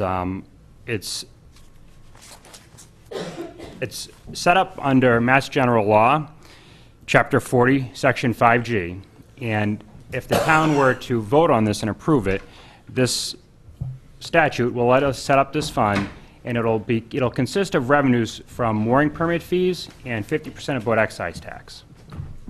These revenues will be deposited into this account, and they're able to be used for 4 purposes. One is for the maintenance, dredging, and cleaning and improvement of the harbors, inland waters, great ponds of the Commonwealth, located in the town of Hingham. Number 2 is for public access thereto. The breakwaters, retaining walls, piers, wharfs, and moorings thereof is number 3. And the last use is for law enforcement and fire prevention. We currently have a waterways maintenance fund that was set up under a previous chapter and section of state law. So since then, the statutes have changed, and we're looking to just kind of clarify that we'd have this account established under this provision and then make sure that these revenues are going into this account. One reason we would want to do this is we have an application that we'll be submitting for dredging funds, and one of the questions that they ask on that application is, do we have this fund, and are we contributing revenues from these purposes into it? Does it further restrict the use of mooring fees beyond how they're restricted currently? So currently, the way I understanding it, mooring revenues go into the general fund, and they're reserved for certain uses. So I don't think that it really, maybe I'll let Tom answer this, but we try to keep the uses of the mooring revenues right now in the general fund Related very to the- consistent with the uses of this statute. But in our discretion. Correct, within your discretion. And would this require all mooring permit fees to be placed into this fund? That's or- correct. It would be all mooring permit fees and then 50% of boat excise tax. And what happens to the dredging fund request if we don't approve the municipal waterways account? So if we didn't, can you ask that question one more time? So if we don't do this, and we have this application in for dredging funds from the state, are they going to look unfavorably on our request for funds if we follow the practice that we currently follow, which is a reserve within the general fund? It's possible that they could look unfavorably. I would obviously answer it consistent with how we deposit the revenues into the general fund and reserve them. I do know that they are looking to see that this account is set up, and I think it's important to just kind of note, we already have a waterways account that was created under old legislation. So what we're trying to do is kind of just clean up the bookkeeping a little bit and create this fund under this account and then put the revenues into it. Okay, but the account that we currently have, does it, okay. Restrictions. What I want to understand is, sometimes we look at mooring permit fees, and we utilize our discretion to deploy those fees for something harbor or harbor-related.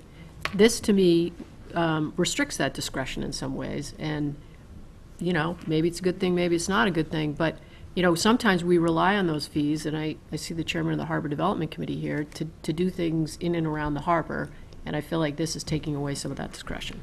So I think it could be looked upon as potentially taking away some discretion. But these categories are very broad harbor-related.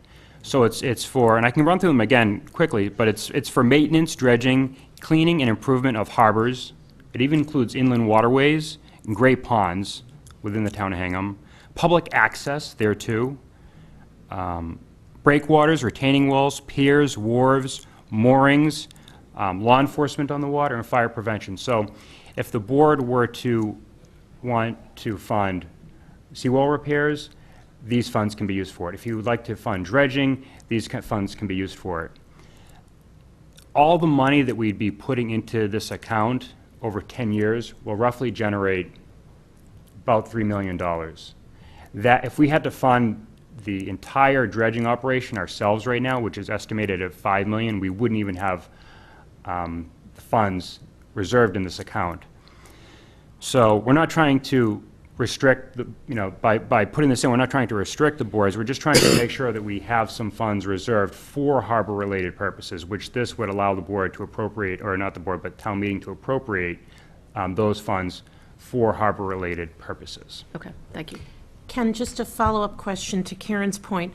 I know in past years that sometimes we funded some of the harbor master capital through mooring fees. So, a boat, a vehicle, would that still be allowed as this is written? That's correct. It would still be allowed as Law this is enforcement. written. So we'd still be able to fund those harbor master capital expenditures. We And wouldn't be able to buy, Lonnie Fournier and Conservation a vehicle Right. with that money, but we'd be able to buy. But I'm just And then trying to the think police about how the town has used mooring permit dollars in the past, and I just want to make sure we understand any changes to that and that we've thought it through. Does you said that you had previously set this up under a previous. So I hadn't set it up. It was done probably I think it was 1981. There was a town meeting vote to set up the previous version of this fund. Will we close that out, or is that closed? There's some funds in it. I think that those funds would be transferred into this account. Okay, and maybe we could just take this offline or something, but Tom, I guess a question I would have is, if town meeting is creating these things, do you need a town meeting vote to transfer the dollars I would think you do. out of the old account into the new account? Yeah, so that's going to come up in, Number EE. So Ken and I planned So that. you were right. and if we had a problem with the ability to transfer that, then when we go forward with dredging, we could expend Just those spend that funds down. first. Yep. So I didn't understand that when I read that article, so thank you. That's all right. This is really trying to focus mooring money on harbor-related expenditures. Which we've tried More to likely do, than not, it'll be dredging, but. which we've tried to do informally anyway. That's Yeah. right. Okay. I move that we recommend You've favorable got a action hand. on Article X. Second. All's in favor? Aye. I move that we recommend favorable action on Article EE. Second. All's in favor? Aye. Dredging in the harbor. Article Y. Okay, so Article Y is just a question to ask the town if they'd be willing to fund maintenance dredging of Hingham Harbor. It could be through raising, appropriating, or borrowing, or transferring of funds. It's pretty broad at this point. We dredge Hingham Harbor routinely every 10 years. We're coming up for that maintenance dredging in 2019, 2020. We're working on the engineering. Fundings have been approved for that. We're trying to acquire our permits.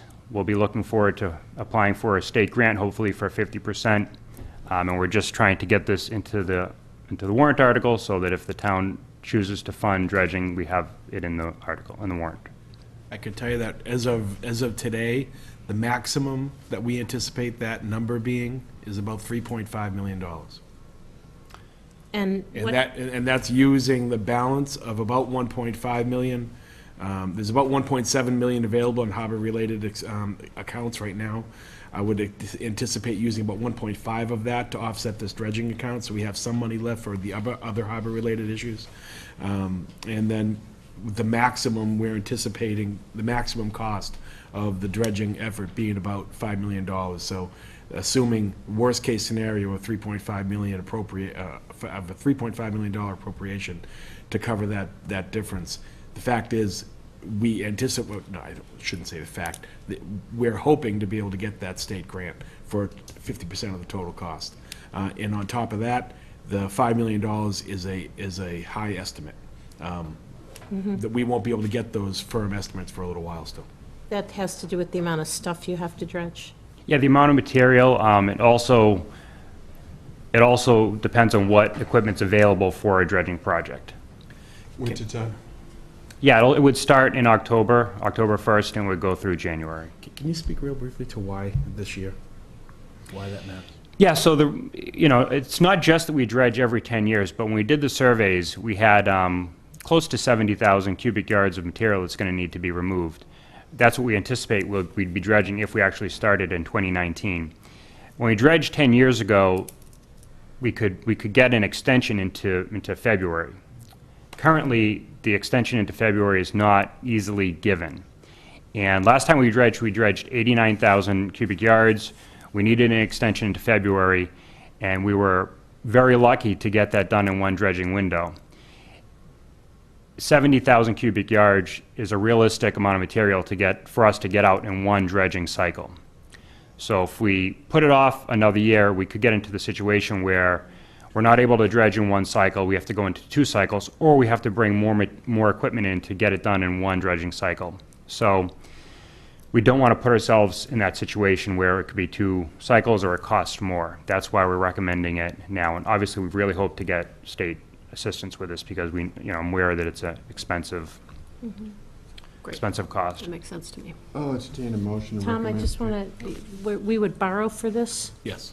Yeah, okay. favorable action on Article Y. Second. All those in favor? Aye. Thank you, gentlemen. Thanks. You're welcome. Thanks for Thank coming you. in. Thank you very Thanks much. for being here. Article DD, home rule petition, simplified street acceptance process. Ask our real estate counsel, Susan Murphy, to join us for articles, let's see, DD, GG, and HH. Evening, council. Good evening. Okay, I just want to make sure the article number right. This is Article DD. This article would, a town meeting would authorize the Board of Selectmen to file a home rule petition for a special act that would allow the town, when there are subdivision roads, so that, and I'll speak to what a subdivision road is compared to other roads, on a slightly more streamlined process. And this came to our attention, both myself and Attorney Coughlin's, maybe about 4 or 5 years ago. We saw that other towns were doing this. And so it's kind of been one of those things that it's kind of been on the maybe we should recommend this list for a few years.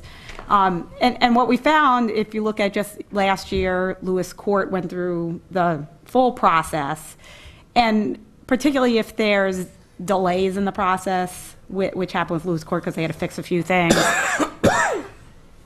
there had to be go back multiple times, update the title multiple times, making sure that a house didn't sold and now there's someone else that you need to go find and get them to waive, even though the prior owner waived. And it doesn't cut out all the public notice and the public process. It still needs to go through the hearings the selectmen would have in town meeting, but it has provisions such as the town may rely on the assessor's records.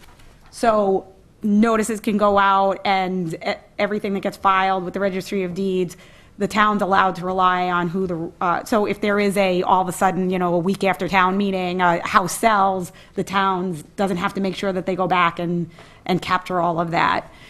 It's limited to subdivision roads, which means that it's a road that has just gone through a very thorough public review process by the planning board. So it's not, it's been a private way for 50 years and now the owners just want to come through and there's not a whole thorough process. So it's really geared towards the roads that, have been recently thoroughly reviewed, had a very public process. It's a subdivision road, which means they're new homes, so people are buying the homes knowing they're buying a home on a new road. As we've seen in the past, people buying new homes on new roads want them accepted and taken care of. So it just helps the process for the town in the long run, saves time and money. And so as I noted in the cover email that I had circulated, there has been 4 other communities since 2011 that have gotten this special act. They're all a little slightly quirky to the towns because some of them have town councils, some of them have town meeting. So the processes are slightly different, but the basic, this mirrors pretty close what has already been approved by the legislature in these other communities. And town meeting's approval rights remain intact. yes. I think it's a great idea. Yeah. I think the experience with Lewis Court kind of helped prompt some of the thinking on this. Right. And you know, with the economy being better, there's more subdivisions coming through, so the planning board's anticipating next year there may be 2 roads that come up for acceptance, you know, so there may be a little bit of more activity in this area, so it makes sense at this time to do it. I move that we recommend favorable action on Article DD. Second? All in favor? Aye. Street acceptance, portion of Martins Lane, GG. Okay, I'm gonna pass these out, but also just for the public, because I know, you know, the World's End area. So, is it okay if we shut one of the lights off, because I don't know that people will be able to see it, it's such a tiny area. People, I may not. Is there one over there? You can dim that. Oh, I think we have this. How about that top switch? Yeah. It's in our warrant book. Yes. Okay, that's good. So just for a visual, so this is the approach to World's End. And that's an area where people sometimes park, which we won't talk about that aspect right now. We're just focused on that tiny little red circle, Get out of here. which represents the tail end of the seawall, which the town has already, you know, voted and committed a lot of funding to repairing that seawall along Martin's Lane. So that's that tiny little area. So what happened is, in 1947, the town, Martin's Lane already existed, but the town re-laid out Martin's Lane, mainly, and this is in 4 sheets, but I'm just showing the first one now, mainly to just make it uniform in width, the entire length down to the World's End entrance. So it's about 50 feet, I believe on that plan, what it did was 50 feet. There's 4 sheets of this, I haven't included them all. This is the first one, this is the last one as you approach World's End at the end. As the town went and drew the lines to make it equidistant all the way down, little areas that were kind of outliers got shaved off. And so at the same time that the town did a same process that we were just talking about, a street acceptance process, and the selectmen laid it out and the town meeting accepted it, they discontinued all of these little, I'll call them orphan parcels, most of them very small. I think the largest one's 160 square feet along the way.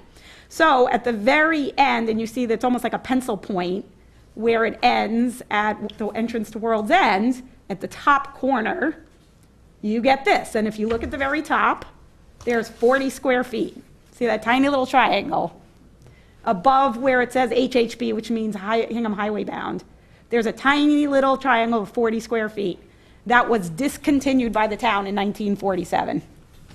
The problem with it is there's, I don't have the exact number, there's about 10 feet, 10, 12 feet of seawall in that 40 square feet. When the engineering department was having to prepare for applications to submit to the state, they had to prove that the town had the rights in the seawall. And they came to Lonnie, who came to me, and they said, where's the boundaries of Martin's Lane? And I'm like, oh, you're missing 40 square feet. And so, God love you, Susan. yeah. So, but the thing is, they had to show the state that they had the legal right to build the whole wall, and to leave that, to do the entire seawall, and leave that off, it's almost like you're creating this weakness in the wall that would become like if there's a storm surge, it's all shooting right there. So that didn't make sense. So this is an up close, and there's full size, which I can pass around if anybody wants it. Well, that's not full size, but that's 8.5 by 11. There's multiples there for anyone. But this is the the layout plan that's being proposed. This is just a portion of it because it's hard to see, it's so tiny. And as you can see, it's in this picture, it's in the top left layout area. And so next page, we zoomed in real close. Here's the layout area. It's 40 square feet. That line that extends, it comes between the seawall and the riprap. The riprap is the boundary for the trustees. So the line was carefully drawn, as it was back from 1947, that it doesn't touch the property line of the trustees of reservation, and it only captures the 40 square feet that was discontinued like 70 years ago. Wow. I know you guys, No, I'm glad you enjoy it. I'm really, geez, Paul, how I did you tell you. keep up with this? I didn't. This is outstanding. All right, so anyway, you can see the wall, you can see the portion of the wall, and I think, John, how long is that, 12 feet? It's about 12 feet. There's 12 feet of wall within that triangle that is slated to get repaired if the town has control of it. And that's the end of it. So, Sold. Yeah. but you know what, I just thought I'd do the presentation I because love people it. on Really Martin's helpful. Lane might appreciate Oh, understanding absolutely. what are you taking on Martin's Lane, and I- this is it. I appreciate your sensitivity to that, and seriously, the very good and thorough work. It's reassuring to know that there's this kind of diligence being Gonna say, I being love the done. precision. Right away, super tight. Yeah, Martin's Lane. yeah. Yeah. Would you take a motion? Please. It's a reading thing. I vote to move to declare the Board of... Roger. Do I read this? I'm sorry. Yes. Okay, so I move to declare the Board of Selectmen's intention to lay out approximately 40 square feet adjacent to northwesterly line of Martin's Lane as part of the public way, as shown on the plan entitled Layout Plan Martin's Lane, Hingham, MA, Plymouth County, dated February 4th, 2019, prepared by Beals and Thomas, Inc., and to refer the proposed layout to the Planning Board in accordance with applicable law. Second. All those in favor? Aye. Thank you very much. Okay. One more. Article HH. Article HH, so I'm here with a couple of hats and as counsel and in a proxy role as well. Andrea Young had a meeting herself this evening and couldn't come. So, the cemetery, I believe, came before the board for discussion about a year ago, maybe prior to last year's town meeting. At that time, the request was for the town to act under Mass General Laws, Chapter 114, which allows municipalities to maintain abandoned or neglected cemeteries, kind of as a public good. At that time, I wasn't here, but my understanding from talking to Andrea at the time was that one of the concerns was, should we spend, even though we legally can, should the town spend taxpayer dollars to maintain property that's privately owned? And so what's come forward this year and been proposed is actually to authorize the town to basically own the property either by gift or by eminent domain. You know, John happens to be here tonight. We're not usually both here at the same time, but so we both looked at this from different angles. I have a lot of information to talk about how this parcel came to be. That's for the three of them.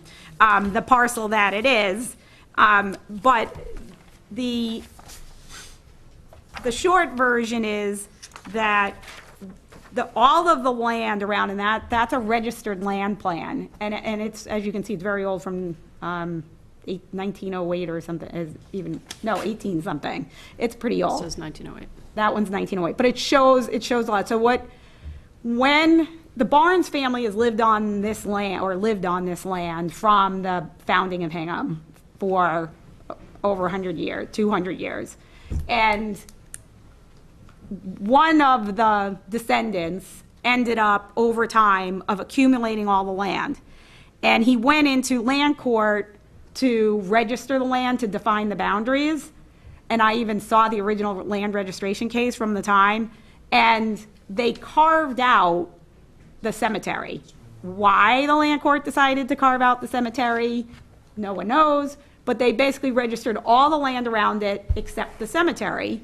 And so Mr. Barnes, Henry A. Barnes at the time, owns this very large piece of land on both sides of Canterbury Street, where the Canterbury Estates or whatever it is now, it used to be Tower Day Camp, and all the land across the street, as registered land, owned this tiny little parcel. It was called what we call recorded land.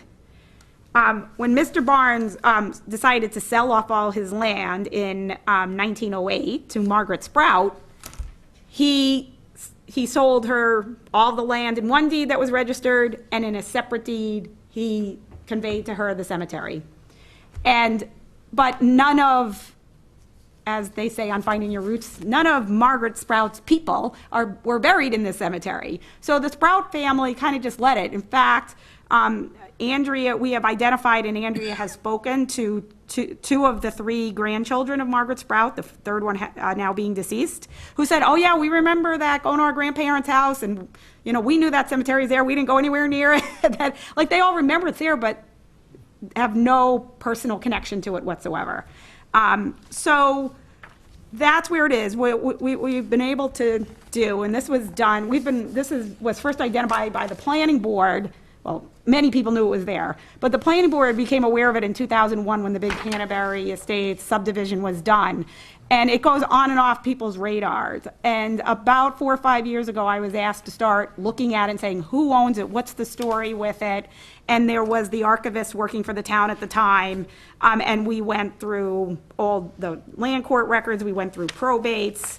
And we were able to determine who we believe, although this is not a certified genealogical study, who were the descendants of Margaret Sprout.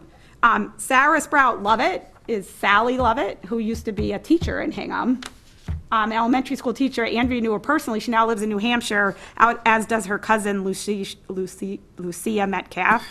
As I said, the other descendant has passed away. Both of these women have agreed, and John has prepared a form of release and of any and all rights and waiver of damages awards and that type of thing. So That they would be asked to sign. And they have agreed to sign. Okay. Yeah. And so, and I don't mean to jump Yeah. in, but then why do we need the eminent domain power in the vote? Because this is what we believe a fair, I don't want to call it a guess because a lot of work went into it and a lot of research. We believe that these are the heirs, but for example, if William Sprout had some child out of wedlock that nobody knows about, right? We've been told by Sally Lovett that he had no children. But it's the only way to get clean title. It's the only way to get clean title. And know that you have clean title. right. So they execute these documents, but then do we have to file a taking proceeding? Yeah. Those would not be deeds. Those would just be when I said documents. It's like it's a friendly taking. So Okay. when the town's done that in the past, a friendly taking, the town has gotten releases. We put them in the file. Yeah. As kind of our just evidence that these people have waived their claims. But we will go through the taking process anyway. It's a waiver of damages under the eminent domain. Okay. Yeah. And what's the ballpark cost of going through eminent domain? Well, For this. that's just, we go to town meeting, and then we bring you a taking instrument after town meeting, and we record it. Okay, so we don't have to go to court, we No just, award of damages. okay, Somebody, just to be clear, somebody could file a claim afterwards. Yep. Saying that they think that this had a value and that they had an interest in it. It would have to be somebody who is not on that list that would sign off, unlikely in statute of limitations. 3-year statute of limitations? Yeah. Okay, all right. And, just so that an inventory was done somewhere, in about 2001, the Historical Commission did put this on the historical assets of the town, so there's a full-blown kind of historical inventory of it. Again, now I'm channeling Andrea Young, and in presenting this information, someone went out there and tried the best they could to read the stones. Many of them are broken and need to be repaired. It says 14, but one of them has 2 graves in it. One kind of plot 4 has 2 graves in it. These are 15 members of the Barnes family. It's George and Christiana Barnes and 9 of their 15 children. Wow. And with that is one of their children, Nancy. She was married to a Stoddard, and 3 of her 9 children. So there's 15 members of this family laid out along Canterbury Street since the earliest one being 1790. No, even earlier than that, 1790. And they've been there. And so what's neglected. and if you can continue to channel Andrea for a minute. Yep. Is there some plan, do you think, to apply for like CPC funding? Like, Yes. okay, so now we acquire this. It's one Right. thing when we didn't own it. That'll be next year. But now we can't. Yeah, and there is, because last year, that's what Andrea was attempting to do, Right. was apply for CPC funds, which started this. She has estimates that between she got an estimate from Randy on kind of just the landscaping type of work, plus she kind of got a rough bid from a preservationist who would go in, so the initial cleanup, she's anticipating is going to be $30,000 to $40,000, and she's going to need to go to CPC, obviously, for that. Then she has estimates from Randy that to do 2 kind of maintenance cleanups a year would be somewhere around $900. So basically, assuming CPC funds for the initial, it would be about, a $900 to $1,000 carrying cost for the town every year. There'll be some other discussions around what needs to be done in terms of access from the street or fencing around it, there's some detailed work. Right, and that's in the $30,000 to $40,000 estimate that Andrea had put together. Okay. Well, I was one of the ones who was very uncomfortable moving forward with the CPC application last year on land that we didn't own and that we couldn't track down. Never in my wildest dreams did I think we were going to do like a 23andMe analysis, but. Hingham has awesome genealogical records. It's volume 3 of the 1893 history of the town of Hingham. Just so you know. Again, it's really, really excellent work. Yeah. I think you I might appreciate have that we people here. stayed with it. I think a year ago it felt like a long time to kind of do these steps, but, here we are, and I have a comment. Yep. I have an uncle who was a Marine, and when he died, he was buried in the mountains of Georgia next to a Confederate soldier, and there's no such thing as perpetual care down there. So, his stone is going to go to the earth. The names of these people, the Bonds family, it's well known in history. The Bonds Auditorium, we were talking about it tonight. Bonds Wharf, Bonds Road. I mean, this was a big name. There's some generosity there. I knew John Stoddard and Kimmy Stoddard. That's an old Hingham name. I was on the planning board when this was permitted, and, we were aggressive with a very unpleasant developer about making sure that this area wasn't touched or disturbed. But our reach would have exceeded our grasp if we required that individual to bring this back, and probably wouldn't be done with the kind of care that it appropriately deserves to have. I thank Andrea, yourself, for the persistence that you've shown in following this up.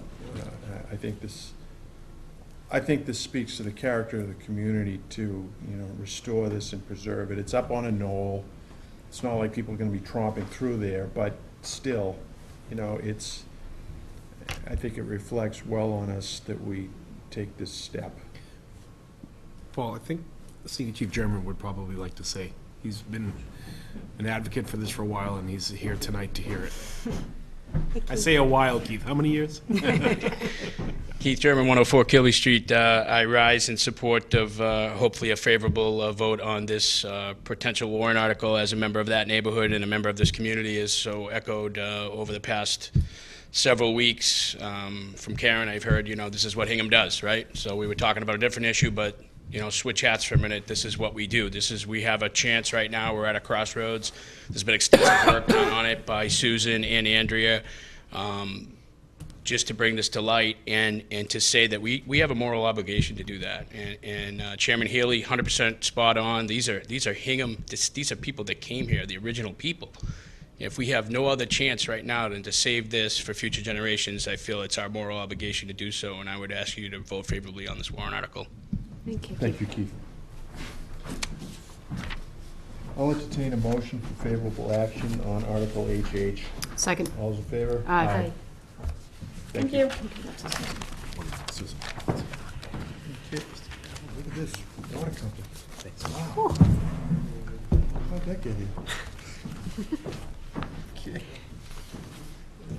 Could I make just a suggestion about these articles?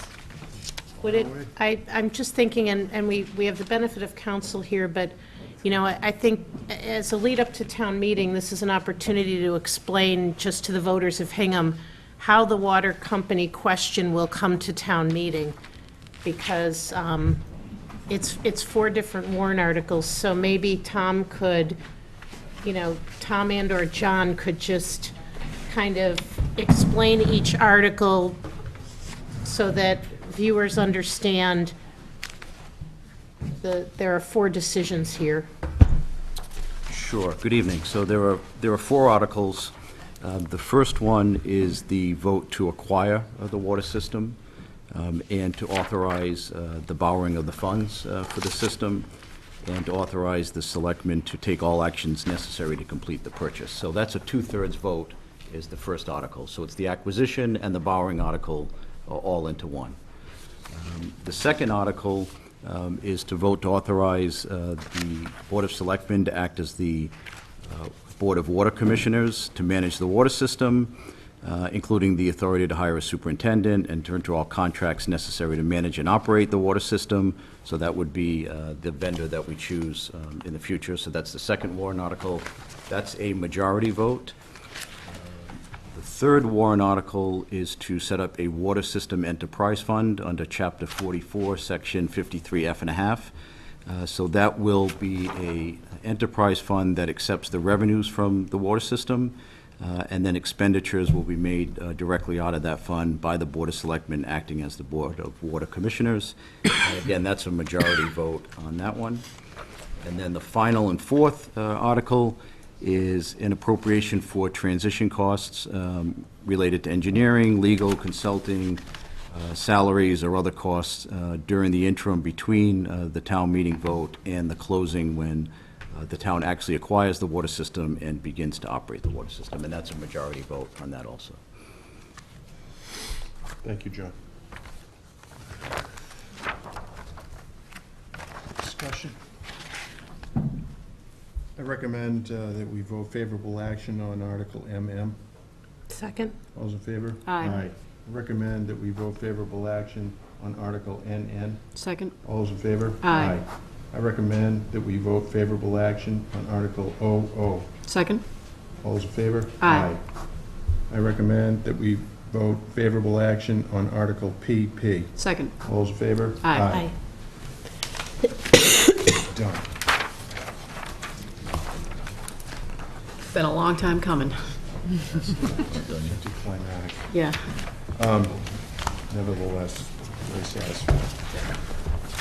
Okay, ladies and gentlemen, I want to thank you.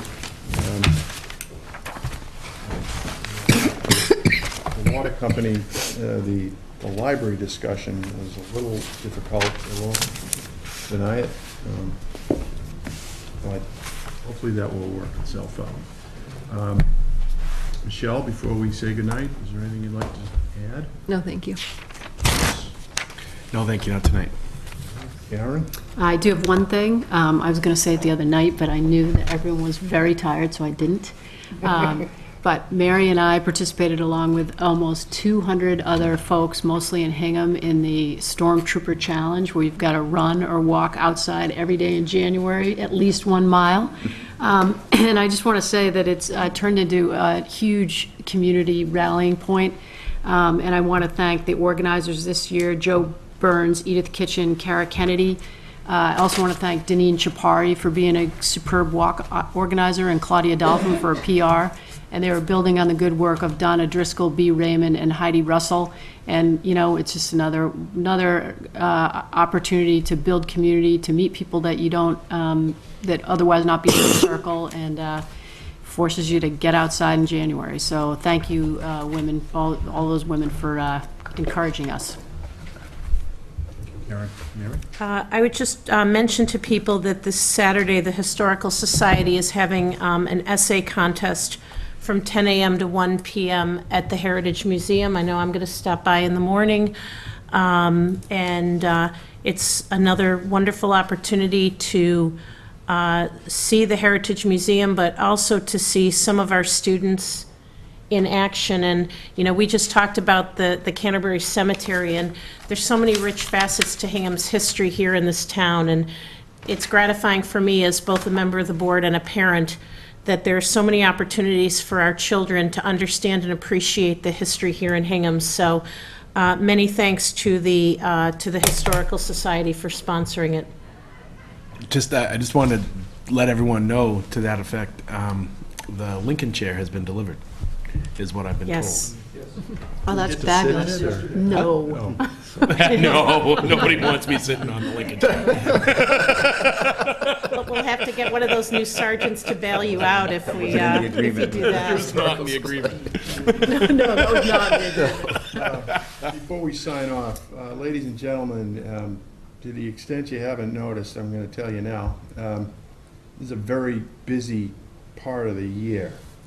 And I just want to recognize the superb job that the town administrator, the assistant town administrator, Sally Sinclair, Sharon Perfetti are doing in keeping the ship afloat, you know, and it really is tremendous to have such a great group of men and women working with, you know, my colleagues have got to be tired. I know I am. This is their third meeting out this week. This is my second. You know, we're working really hard for you here, and we really appreciate the support that we get. It's very, you know, you may not think so, but when you come up to one of us and say, hey, you're doing a great job, we appreciate that, really do. But I want to publicly acknowledge the great work that, you know, that the people in the Selectmen office are doing, and the town departments generally. We're just so fortunate in this town. So, and of course, we'd be lost without our real estate council and our town council. Save the best for last. Yeah, irrigation council. On that note, Take a motion? please, if you would, Make a motion to adjourn. Second. all in favor? Aye. Good night, everybody. Everybody.